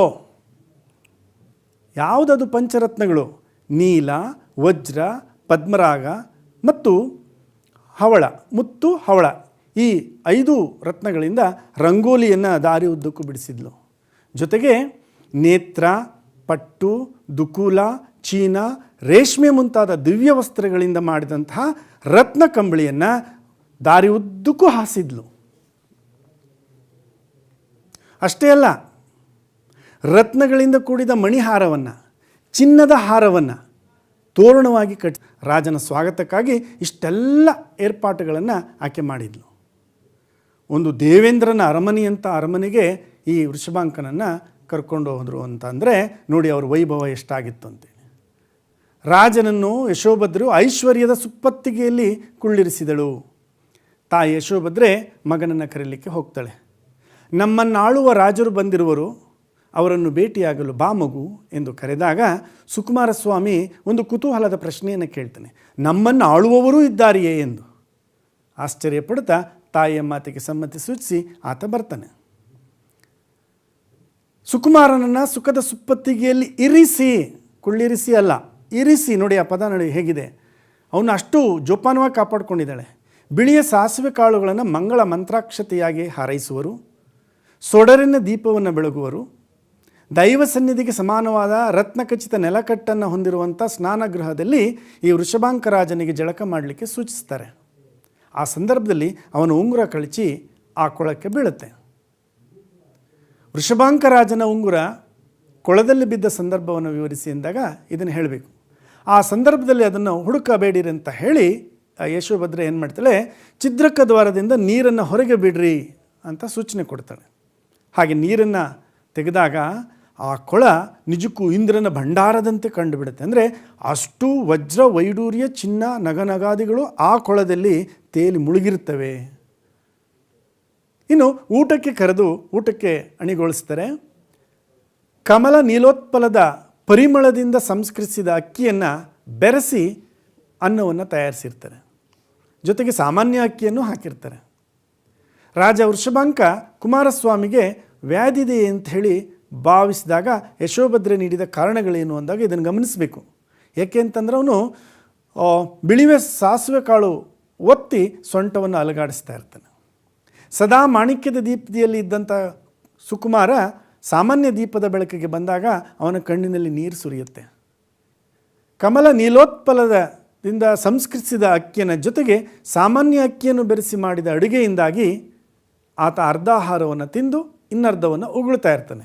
ಇದು ಅವನಿಗೆ ವ್ಯಾಧಿಯಲ್ಲ, ಇವತ್ತು ನೀವು ಬಂದಿದ್ರಿ ಅಂತ ಮಾಡಿದಂಥ ಬದಲಾವಣೆಯಿಂದಾಗಿ ಅವನಿಗೆ ಆ ರೀತಿ ಆಗಿದೆ ಅಂತ ಹೇಳಿ ಸುಕುಮಾರ ಸ್ವಾಮಿಯ ಒಂದು ವರ್ತನೆಗೆ ಯಶೋಭದ್ರೆ ಕಾರಣವನ್ನು ನೀಡ್ತಾಳೆ.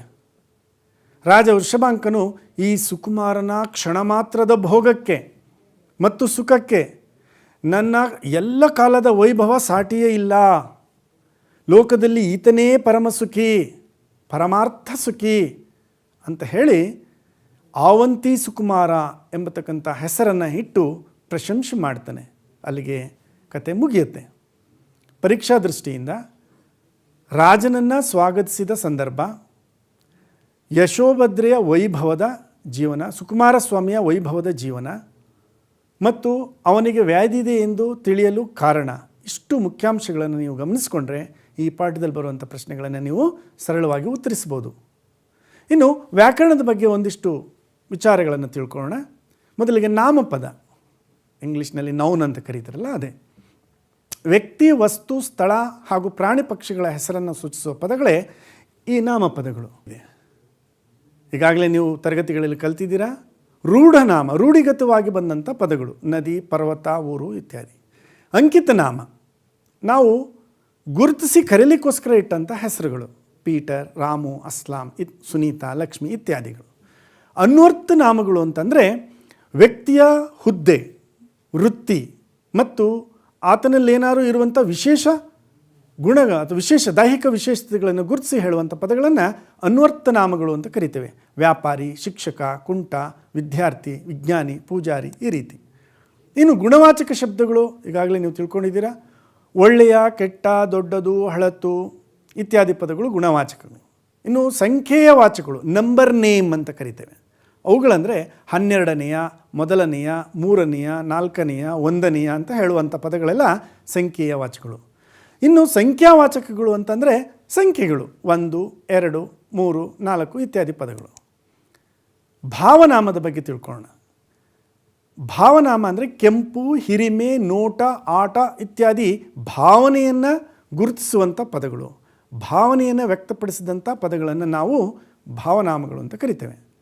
ಪರಿಮಾಣ ವಾಚಕಗಳು ಅಂತಂದರೆ ಅವುಗಳ ಪ್ರಮಾಣವನ್ನು ಹೇಳುವಂಥ ವಾಚಕಗಳು ಅಂದರೆ ಶಬ್ದಗಳು. ಅಷ್ಟು, ಇಷ್ಟು, ಹಲವು, ಇನಿತು ಇವೆಲ್ಲವನ್ನೂ ಕೂಡ ಪರೀಕ್ಷಾ ದೃಷ್ಟಿಯಿಂದ ನಾವು ಬಹು ಆಯ್ಕೆ ಪ್ರಶ್ನೆಗಳಲ್ಲಿ ಗುಂಪಾಗಿ ಕೊಟ್ಟು ಗುರುತಿಸಲಿಕ್ಕೆ ಹೇಳ್ತೇವೆ. ವಿದ್ಯಾರ್ಥಿಗಳು ಅದನ್ನು ನೀವು ಗಮನಿಸಬೇಕು. ಇನ್ನು ದಿಗ್ವಾಚಕಗಳು ಅಂದರೆ ದಿಕ್ಕನ್ನು ಸೂಚಿಸುವಂಥ ಪದಗಳೇ 10 ದಿಕ್ಕುಗಳನ್ನು ಹೇಳಿದ್ರೆ ಅದು ದಿಗ್ವಾಚಕಗಳು. ಇನ್ನು ಸರ್ವನಾಮದ ಬಗೆಗಳು 3 ಬಗೆಗಳನ್ನು ತಿಳ್ಕೊಳ್ಳೋಣ. ಮೊದಲಿಗೆ ಪುರುಷಾರ್ಥಕಗಳು, ಉತ್ತಮ ಪುರುಷ, ಮಧ್ಯಮ ಪುರುಷ ಮತ್ತು ಪ್ರಥಮ ಪುರುಷ ಅಥವಾ ಅನ್ಯ ಪುರುಷ ಅನ್ನುವಂಥ ವಿಭಾಗಗಳನ್ನು ನಾವು ಮಾಡ್ಕೊಂಡಿದ್ದೇವೆ. ನಾನು, ನಮ್ಮ, ನನ್ನ, ನನ್ನಿಂದ, ನನಗಾಗಿ ಇದು ಉತ್ತಮ ಪುರುಷ. ಮಧ್ಯಮ ಪುರುಷ ಅಂದರೆ ನೀನು, ನಿಮ್ಮ, ನೀವು, ನಿನ್ನಲ್ಲಿ ಇತ್ಯಾದಿ ಮಧ್ಯಮ ಪುರುಷಗಳು. ಇನ್ನು ಅನ್ಯ ಪುರುಷ ಅಂತಂದರೆ 3ನೇ ವ್ಯಕ್ತಿ, ಅವನು, ಅವಳು, ಇವನು, ಇವರು, ಇದು, ಇವು ಇತ್ಯಾದಿ ಪದಗಳನ್ನು ನಾವು ಅನ್ಯ ಪುರುಷ ಅಥವಾ ಪ್ರಥಮ ಪುರುಷ ಅಂತ ಹೇಳಿ ಕರಿತೇವೆ. ಹೆಸರೇ ಸೂಚಿಸ್ತಾ ಇದೆ ನೋಡಿ, ಕ್ವೆಶ್ಚನ್ ಮಾರ್ಕ್ ಇರುತ್ತೆ. ಯಾರು, ಏನು, ಯಾವುದು, ಹೇಗೆ, ಎಲ್ಲಿ, ಯಾವಾಗ ಇತ್ಯಾದಿ ಪದಗಳಾಗಿ ಗುರುತಿಸ್ತೇವೆ. ಇನ್ನು ಆತ್ಮಾರ್ಥಕ, ಇದು ಪರೀಕ್ಷಾ ದೃಷ್ಟಿಯಿಂದ ಬಹಳಷ್ಟು ಬಾರಿ ಕೇಳಿದ್ದಾರೆ.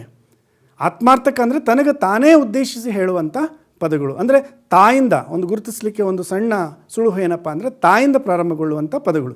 ತಾನು, ತಾವು, ತಮ್ಮ, ತನ್ನಿಂದ, ತಮಗೆ ಇತ್ಯಾದಿ ಪದಗಳು. ಇನ್ನು ಎಲ್ಲ ವಿದ್ಯಾರ್ಥಿಗಳು ವ್ಯಾಕರಣ ವಿಚಾರದಲ್ಲಿ ಬಹುತೇಕ ಪ್ರಶ್ನೆ ಕೇಳೋದು ಅಂದರೆ ಈ ಕೃದಂತ ಮತ್ತು ತದ್ದಿತಾಂತದ ಬಗ್ಗೆ. ಪೂರ್ಣ ವಿವರಣೆಗಳನ್ನು ಈಗಾಗಲೇ ನೀವು ತರಗತಿಯಲ್ಲಿ ಕಲ್ತಿದ್ದೀರಾ. ಅದರಲ್ಲಿ ಸರಳೀಕರಿಸಿ ಹೇಳೋದಾದರೆ ಕೃದಂತ ಅಂದರೆ ಧಾತು ಮತ್ತು ಪ್ರತ್ಯಯ ಕೂಡಿ, ಅಂದರೆ ಕೃತ್ ಪ್ರತ್ಯಯ ಕೂಡಿ ಕೃದಂತವಾಗುತ್ತೆ. ಧಾತು ಅಂದ್ರೇನು? ಕ್ರಿಯೆಯ ಮೂಲ ರೂಪ. ಪ್ರತ್ಯಯ ಅಂದ್ರೇನು? ಕ್ರಿಯಾಪದ ಇಲ್ಲವೇ ನಾಮಪದವನ್ನು ಅರ್ಥಪೂರ್ಣತೆಗೆ ಜೊತೆಯಾಗುವಂತಹ ಅರ್ಥವಿಲ್ಲದ ರೂಪ. ಪ್ರತ್ಯಯ ಅಂದರೆ ಇನ್ನೇನಿಲ್ಲ. ಪ್ರತ್ಯಯಗಳಿಗೆ ಅರ್ಥ ಇರಲ್ಲ. ಅವು ನಾಮ ಇಲ್ಲವೇ ಕ್ರಿಯಾಪದದ ಜೊತೆ ಸೇರಿದಾಗ ಅದು ಪ್ರತ್ಯಯ ಆಗುತ್ತೆ. ಕೃತ್ ಪ್ರತ್ಯಯ ಅಂದರೆ ಕ್ರಿಯಾಪದದ ಜೊತೆಗೆ ಸೇರುವ ಪ್ರತ್ಯಯವನ್ನು ಕೃತ್ ಪ್ರತ್ಯಯ ಅಂತೀವಿ ಅಷ್ಟೇ. ಈ ಕೃತ್ ಪ್ರತ್ಯಯ ಮತ್ತು ಧಾತು ಕೂಡಿದ್ರೆ ಕೃದಂತ ಆಗುತ್ತೆ. ನೋಡಿ, ಮಾಡು ಅನ್ನೋದು ಕ್ರಿಯಾಪದ, ದ ಪ್ರತ್ಯಯ, ಅ ಕೃತ್ ಪ್ರತ್ಯಯ ಕೂಡಿ ಮಾಡಿದ. ಕ್ರಿಯಾಪದವು ಪ್ರತ್ಯಯದ ಜೊತೆ ಸೇರಿ ಕೃದಂತವಾಗ್ತಾ ಇದೆ. ಹೋಗು ವ ಹೋಗುವ, ಬರೆ ಉವ ಬರೆಯುವ. ಕ್ರಿಯಾಪದ ಧಾತು ಕೃತ್ ಪ್ರತ್ಯಯ ಸೇರಿ ಕೃದಂತವಾಗುತ್ತೆ. ಪರೀಕ್ಷಾ ದೃಷ್ಟಿಯಿಂದ ಈ ಕೃದಂತದಲ್ಲಿ 3 ವಿಭಾಗಗಳನ್ನು ನೀವು ಗಮನಿಸಬೇಕು. ಕೃದಂತ ನಾಮ, ಕೃದಂತ ಭಾವನಾಮ, ಕೃದಂತ ಅವ್ಯಯ. ಗಮನಿಸಿ, ಅಲ್ಲಿ ಕ್ರಿಯೆಯಿಂದ ಪ್ರಾರಂಭಗೊಂಡು ನಾಮಪದವಾಗಿ ಅಂತ್ಯಗೊಳ್ಳುವ ಪದ ಕೃದಂತ ನಾಮ. ಮಾಡಿದ, ಮಾಡಿ ಅನ್ನುವಂಥದ್ದು ಕ್ರಿಯೆ ಪ್ರಾರಂಭದಲ್ಲಿ ಬರುತ್ತೆ.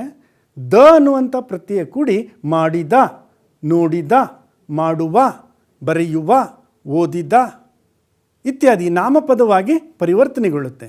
ಅದು ಕೃದಂತ ನಾಮ. ಕೃದಂತ ಭಾವನಾಮವನ್ನು ಗಮನಿಸಿ. ಕ್ರಿಯೆಯಿಂದ ಪ್ರಾರಂಭಗೊಳ್ಳುತ್ತೆ, ಆದರೆ ವ್ಯಕ್ತಿಯನ್ನು ಉದ್ದೇಶ ಮಾಡಲ್ಲ. ಅಲ್ಲಿ ವ್ಯಕ್ತಿ ಮುಖ್ಯ ಆಗೋದಿಲ್ಲ. ಕ್ರಿಯೆ ನಡೆದ ರೀತಿಯನ್ನು ಹೇಳುವಂಥ ಭಾವ ಅದಾಗಿರುತ್ತೆ. ಮಾಡುವುದರ ಭಾವ ಮಾಟ, ನೋಡುವುದರ ಭಾವ ನೋಟ, ಓಡುವುದರ ಭಾವ ಓಟ, ಆಡುವುದರ ಭಾವ ಆಟ. ಅಂದರೆ ಡಿಸ್ಕ್ರೈಬಿಂಗ್ ವರ್ಬ್ ಅಂತ ಇಂಗ್ಲೀಷ್ನಲ್ಲಿ ಏನು ಹೇಳ್ತೀವೋ ಆ ರೀತಿ ಕ್ರಿಯೆಯೇ ನಡೆದ ರೀತಿಯ ಭಾವವನ್ನು ಹೇಳೋದೇ ಕೃದಂತ ಭಾವ. ಕೃದಂತ ನಾಮ ಬೇರೆ, ಕೃದಂತ ಭಾವನಾಮ ಬೇರೆ. ಅಲ್ಲಿ ವ್ಯಕ್ತಿ ಉದ್ದೇಶಿತವಾಗಿ ಬರ್ತದೆ. ಇದು ಕ್ರಿಯೆಯ ನಡೆದ ರೀತಿಯನ್ನು ಹೇಳುವಂಥ ಪದ ಆಗಿರುತ್ತೆ. ಇನ್ನು ಮೂರನೇದು ಗಮನಿಸಿ, ಕೃದಂತ ಅವ್ಯಯ. ಈ ಕೃದಂತ ಅವ್ಯಯಗಳು ಬಹಳ ಸರಳ ಗುರುತಿಸೋದು. ಇವು ಕೂಡ ಕ್ರಿಯೆಯಿಂದ ಪ್ರಾರಂಭಗೊಂಡಿದೆ. ನೋಡಿ, ಮಾಡು, ನಡೆ, ಓಡು, ನೋಡುತ್ತಾ. ಪ್ರಾರಂಭದಲ್ಲಿ ಕ್ರಿಯೆ ಇದೆ, ಆದರೆ ಅಂತ್ಯವನ್ನು ಗಮನಿಸಿ. ತಾ, ನೋಡುತ್ತಾ, ಬರೆಯುತ್ತಾ, ಕೇಳುತ್ತಾ, ಹಾಡುತ್ತಾ. ಇಲ್ಲೇನೋ ಮುಂದಕ್ಕೆ ಬೇಕು ಅನ್ನಿಸ್ತಾ ಇದೆ ಅಲ್ವೇ? ಅಪೂರ್ಣತೆ ಇದೆ ಅಲ್ವೇ? ಕ್ರಿಯೆಯಿಂದ ಪ್ರಾರಂಭಗೊಂಡು ಪದಗಳೇ ಕೃದಂತ ಅವ್ಯಯಗಳು. ಅವ್ಯಯಗಳು ಯಾವಾಗಲೂ ಕೂಡ ಇನ್ಕಂಪ್ಲೀಟ್ ಅಂತ ಇಂಗ್ಲೀಷ್ನಲ್ಲಿ ಏನು ಕರಿತೀವೋ ಆ ರೀತಿ ಅಪೂರ್ಣತೆಯಿಂದ ಕಾಣ್ತಾ ಇರ್ತವೆ. ಅದನ್ನು ಗುರುತಿಸೋದು ಬಹಳ ಸರಳವಾಗುತ್ತೆ. ಇನ್ನು ವರ್ತಮಾನ ಕೃದಂತಕ್ಕೆ ನೋಡೋಣ. ಉವ ಅನ್ನುವಂಥ ಪ್ರತ್ಯಯ ವರ್ತಮಾನ ಕೃದಂತ. ಇದೇನಿದು?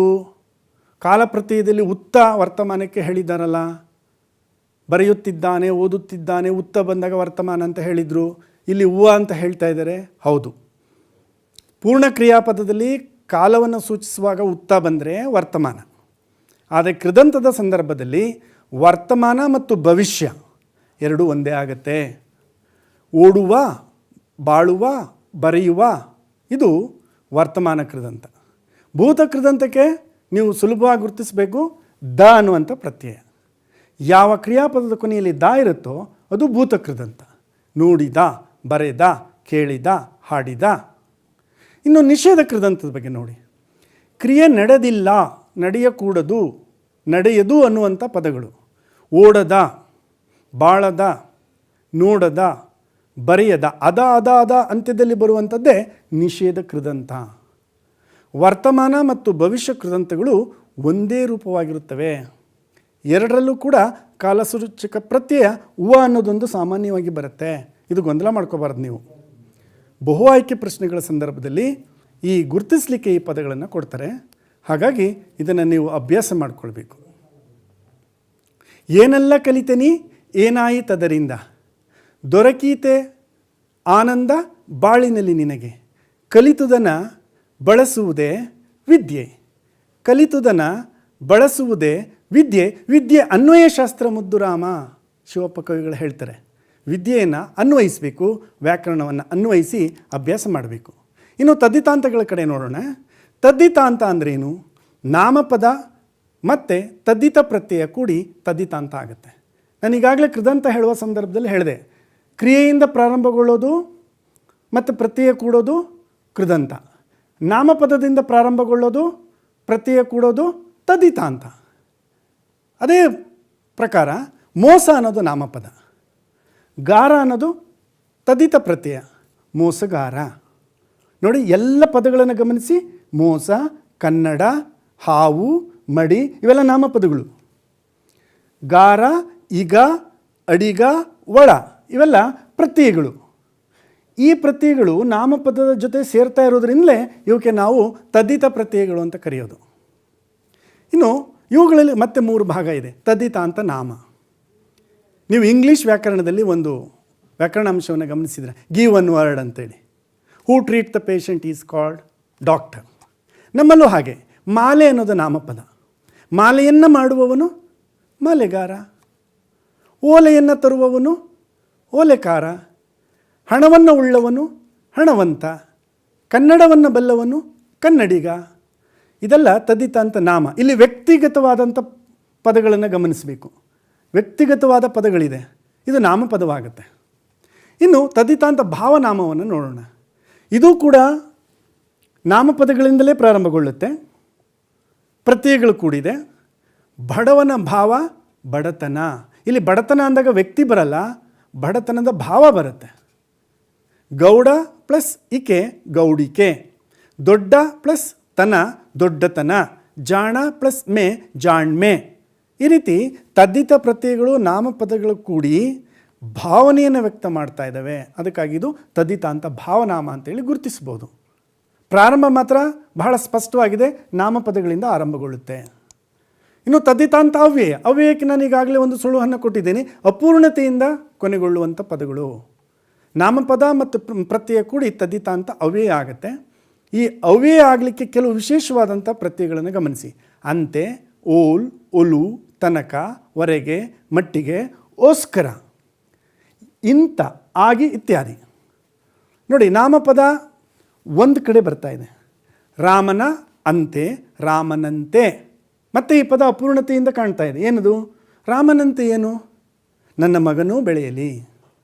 ಸರಸ್ವತಿಯ ಓಲ್ ಅಪೂರ್ಣತೆ, ಮುಂದುವರಿಸಬೇಕನ್ನಿಸ್ತಾ ಇದೆ, ಅದನ್ನೇ ನಾನು ಅಪೂರ್ಣತೆ ಅಂತ ಕರೆಯೋದು. ಸರಸ್ವತಿಯ ಓಲ್ ಸುಂದರವಾಗಿ ವಿದ್ಯೆಯನ್ನು ಕಲ್ತಿದ್ದಾಳೆ ಅಥವಾ ಬುದ್ಧಿವಂತಿಕೆಯನ್ನು ಕಲ್ತಿದ್ದಾಳೆ. ಚಂದ್ರನ ಒಲು, ಈ ಮಗುವಿನ ಮುಖವು ಸುಂದರವಾಗಿದೆ. ಚಂದ್ರನ ಒಲು, ಒಲು ಅನ್ನುವಂಥದ್ದು ಅಪೂರ್ಣತೆಯ ನಾಮಪದ, ಅದಕ್ಕಾಗಿ ಇದು ತದ್ದಿತಾಂತ ಅವ್ಯಯ ಅಂತ ಕರಿತೇವೆ. ಮನೆಯ ತನಕ, ಮನೆಯ ಪ್ಲಸ್ ತನಕ, ಮನೆಯ ತನಕ. ಏನು ಮನೆಯ ತನಕ? ಗೆಳೆಯನು ಮನೆಯ ತನಕ ಬಂದಿದ್ದನು, ಮುಂದೇನೋ ಬೇಕಾಗತ್ತೆ ಇದಕ್ಕೆ. ಸೊ ಅಪೂರ್ಣತೆಯಿಂದ ಅಂತ್ಯಗೊಳ್ಳೋದೇ ಅವ್ಯಯ. ನಾಮಪದದಿಂದ ಪ್ರಾರಂಭಗೊಂಡು ಅಪೂರ್ಣವಾಗಿದ್ದರೆ ತದ್ದಿತಾಂತ ಅವ್ಯಯ. ಕ್ರಿಯಾಪದದಿಂದ ಪ್ರಾರಂಭಗೊಂಡು ಅಪೂರ್ಣವಾಗಿದ್ದರೆ ಕೃದಂತಾವ್ಯಯ. ಕೊರೆಯುತ್ತಾ ಕೃದಂತಾವ್ಯಯ. ಮನೆಯ ತನಕ ತದ್ದಿತಾಂತಾವ್ಯಯ. ಹೇಗೆ ಪ್ರಾರಂಭಗೊಳ್ಳುತ್ತೆ ಪದ ಅನ್ನೋದನ್ನು ನೀವು ಸೂಕ್ಷ್ಮವಾಗಿ ಗಮನಿಸಿಬಿಟ್ರೆ ಇದು ಕೃದಂತವೇ ಅಥವಾ ತದ್ದಿತಾಂತವೇ ಗೊತ್ತಾಗುತ್ತೆ. ನಂತರ ಆ ಪದ ನಾಮಪದವಾಗಿ ಉಳಿಯುತ್ತೆಯೇ ಭಾವವಾಗಿ ಉಳಿಯುತ್ತೆ ನೋಡಿಕೊಂಡ್ರೆ ವ್ಯತ್ಯಾಸ ಗೊತ್ತಾಗುತ್ತೆ. ಅಪೂರ್ಣತೆಯಿಂದ ಉಳಿದಿದೆ ಅಂದಾಗ ಅದು ಇಲ್ಲವೇ ಕೃದಂತಾವ್ಯಯ ಆಗುತ್ತೆ, ಇಲ್ಲ ತದ್ದಿತಾಂತಾವ್ಯಯ ಆಗುತ್ತೆ. ಇದು ಬಹಳ ಸ್ಪಷ್ಟವಾಗಿ ತಿಳ್ಕೊಳ್ಳಿ. ಕಡ್ಡಾಯವಾದ ಅಂಕಗಳು ಇದರಲ್ಲಿ ಇದ್ದೇ ಇರುತ್ತೆ. ಇನ್ನು ಪ್ರಬಂಧ ರಚನೆ ಬಗ್ಗೆ ಒಂದಿಷ್ಟು ವಿಚಾರಗಳನ್ನು ಗಮನಿಸೋಣ. ಪ್ರಬಂಧ ರಚನೆಗೆ ಮುಖ್ಯವಾಗಿ ನಾವು ಗಮನಿಸಬೇಕಾಗಿರೋದು ಪೀಠಿಕೆ, ವಿಷಯ ಮಂಡನೆ, ಉಪಸಂಹಾರ ಎಂಬ 3 ಹಂತಗಳನ್ನು ನಾವು ಗಮನಿಸಿ ಪ್ರಬಂಧವನ್ನು ಬರೀಬೇಕಾಗುತ್ತೆ. ಪ್ರಬಂಧದಲ್ಲಿ ಏನಿರಬೇಕು? ವಿಷಯ ಸಂಗ್ರಹಣೆ ಇರಬೇಕು, ವಿಷಯ ವಿಸ್ತಾರ ಇರಬೇಕು, ಸರಳವಾದ ಶೈಲಿಯ ನಿರೂಪಣೆ ಇರಬೇಕು, ಮತ್ತು ವಿಷಯವನ್ನು ಪದೇ ಪದೇ ಪುನರಾವರ್ತನೆ ಮಾಡಬಾರ್ದು. ಹೇಳಿದ್ದೇನೆ ಹೇಳೋದು ಅಥವಾ ಬರೆದದ್ದನ್ನೇ ಬರೆದುಕೊಂಡು ಹೋಗೋದಲ್ಲ. ಸಂಕ್ಷಿಪ್ತತೆ ಇರಬೇಕು, ಸುಸಂಬದ್ಧತೆ ಇರ್ಬೋದು. ಅಂದರೆ ಸಂದರ್ಭೋಚಿತವಾದಂಥ ವಿಷಯಗಳನ್ನು ತರಬೇಕು, ಅಸಂಬದ್ಧ ವಿಚಾರಗಳನ್ನು ಅಲ್ಲಿ ತರಬಾರ್ದು. ವಿಷಯದಲ್ಲಿ ತಾರ್ಕಿಕತೆ, ನಿರೂಪಣೆ ಇರಬೇಕು ಮತ್ತು ಜೋಡಣೆ ಇರಬೇಕು. ವಿಷಯವನ್ನು ಕುರಿತು ತಾರ್ಕಿಕವಾದ ಅಭಿಪ್ರಾಯಗಳು, ಚರ್ಚೆಗಳು ಅಲ್ಲಿ ಇರಬೇಕು. ಮತ್ತು ಉತ್ತಮವಾದ ಪ್ರಬಂಧ ಮೂಡಿ ಬರಲಿಕ್ಕೆ ಇಷ್ಟೆಲ್ಲ ಅಂಶಗಳು ಕಾರಣ ಆಗುತ್ತೆ. ಜೊತೆಗೆ ಪ್ರಬಂಧ ಬರೆಯುವಾಗ ಗಮನಿಸಬೇಕಾದಂಥ ಅಂಶಗಳೇನು?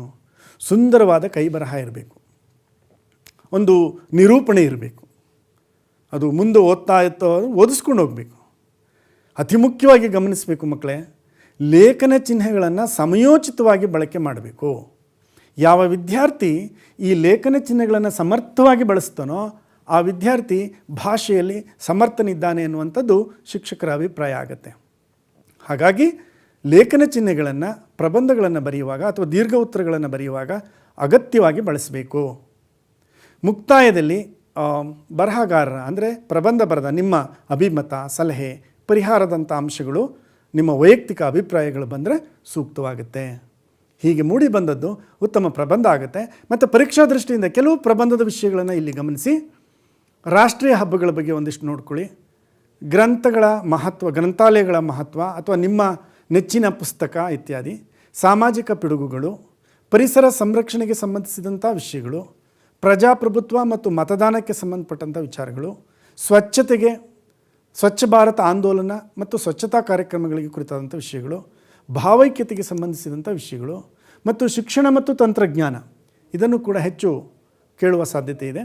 ಸಮೂಹ ಮಾಧ್ಯಮಗಳು ಮತ್ತು ಪ್ರಾಚೀನ ಸ್ಮಾರಕಗಳು, ಐತಿಹಾಸಿಕ ಸ್ಥಳಗಳು ಮತ್ತು ಪ್ರವಾಸಿ ತಾಣಗಳನ್ನು ನೀವು ಅವಲೋಕನ ಮಾಡಿದರೆ ಒಂದಿಷ್ಟು ಮಾಹಿತಿಯನ್ನು ಸಂಗ್ರಹಿಸ್ಬೋದು. ಮತ್ತು ಗ್ರಾಮೀಣ ಅಭಿವೃದ್ಧಿ, ಕೃಷಿ ಮತ್ತು ಗುಡಿ ಕೈಗಾರಿಕೆ ಈ ವಿಷಯವನ್ನು ಕುರಿತಾಗಿ ಪ್ರಬಂಧವನ್ನು ತಯಾರಿ ಮಾಡಿಕೊಳ್ಳಿ. ಮತ್ತು ತ್ಯಾಜ್ಯ ವಸ್ತುಗಳ ನಿರ್ವಹಣೆ ಅಂದರೆ ಸಾಮಾಜಿಕ ಸನ್ನಿವೇಶದಲ್ಲಿ ಪ್ರಸ್ತುತವಾದಂಥ ವಿಚಾರಗಳೇನಿದ್ದಾವೆ ಅವುಗಳನ್ನು ಕೂಡ ಗಮನ ಕೊಡಬೇಕು. ಜಲ ಮಾಲಿನ್ಯ, ವಾಯು ಮಾಲಿನ್ಯ, ಅರಣ್ಯ ಸಂರಕ್ಷಣೆ ಕುರಿತಾದಂಥ ವಿಷಯಗಳು ಬರಬಹುದು.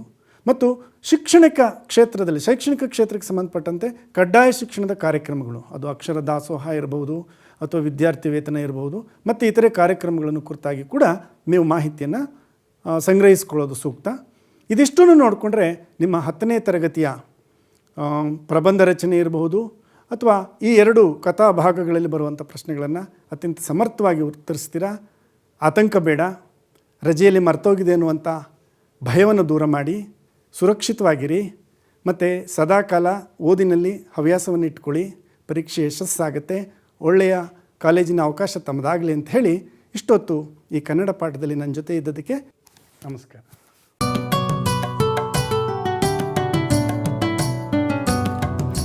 ಭೀತಿ ತೊರೆಯುವ ನಾವು ಪರೀಕ್ಷೆ ಬರೆಯುವ, ಪರೀಕ್ಷಾವಾಣಿಯ ನಾವು ನೋಡಿ ಕಲಿಯುವ. ಖಾಲಿ ಜಾಗ ಭರ್ತಿ ಮಾಡಿ ಹೊಂದಿಸಿ ಬರೆದು ಲೆಕ್ಕ ಮಾಡಿ, ಚಿತ್ರ ಬರೆದು ಭಾಗವ ಹೆಸರಿಸಿ ಎಲ್ಲ ಪ್ರಶ್ನೆಗೂ ಉತ್ತರಿಸಿ. ಪಾಸು ಫೇಲು ಗೆಲುವು ಸೋಲು ಜೀವನ ಎಲ್ಲಕ್ಕಿಂತ ಮಿಗಿಲು. ಅಂಕಗಳೆಂದರೆ ಮೇಲಿನ ತೊಗಟೆ, ವಿದ್ಯೆ ಅದರ ಒಳಗಿನ ತಿರುಳು. ಭೀತಿ ತೊರೆಯುವ ನಾವು ಪರೀಕ್ಷೆ ಬರೆಯುವ, ಪರೀಕ್ಷಾವಾಣಿಯ ನಾವು ನೋಡಿ ಕಲಿಯುವ. ಪರೀಕ್ಷಾವಾಣಿಯ ನಾವು ನೋಡಿ ಕಲಿಯುವ, ಪರೀಕ್ಷಾವಾಣಿಯ ನಾವು ನೋಡಿ ಕಲಿಯುವ.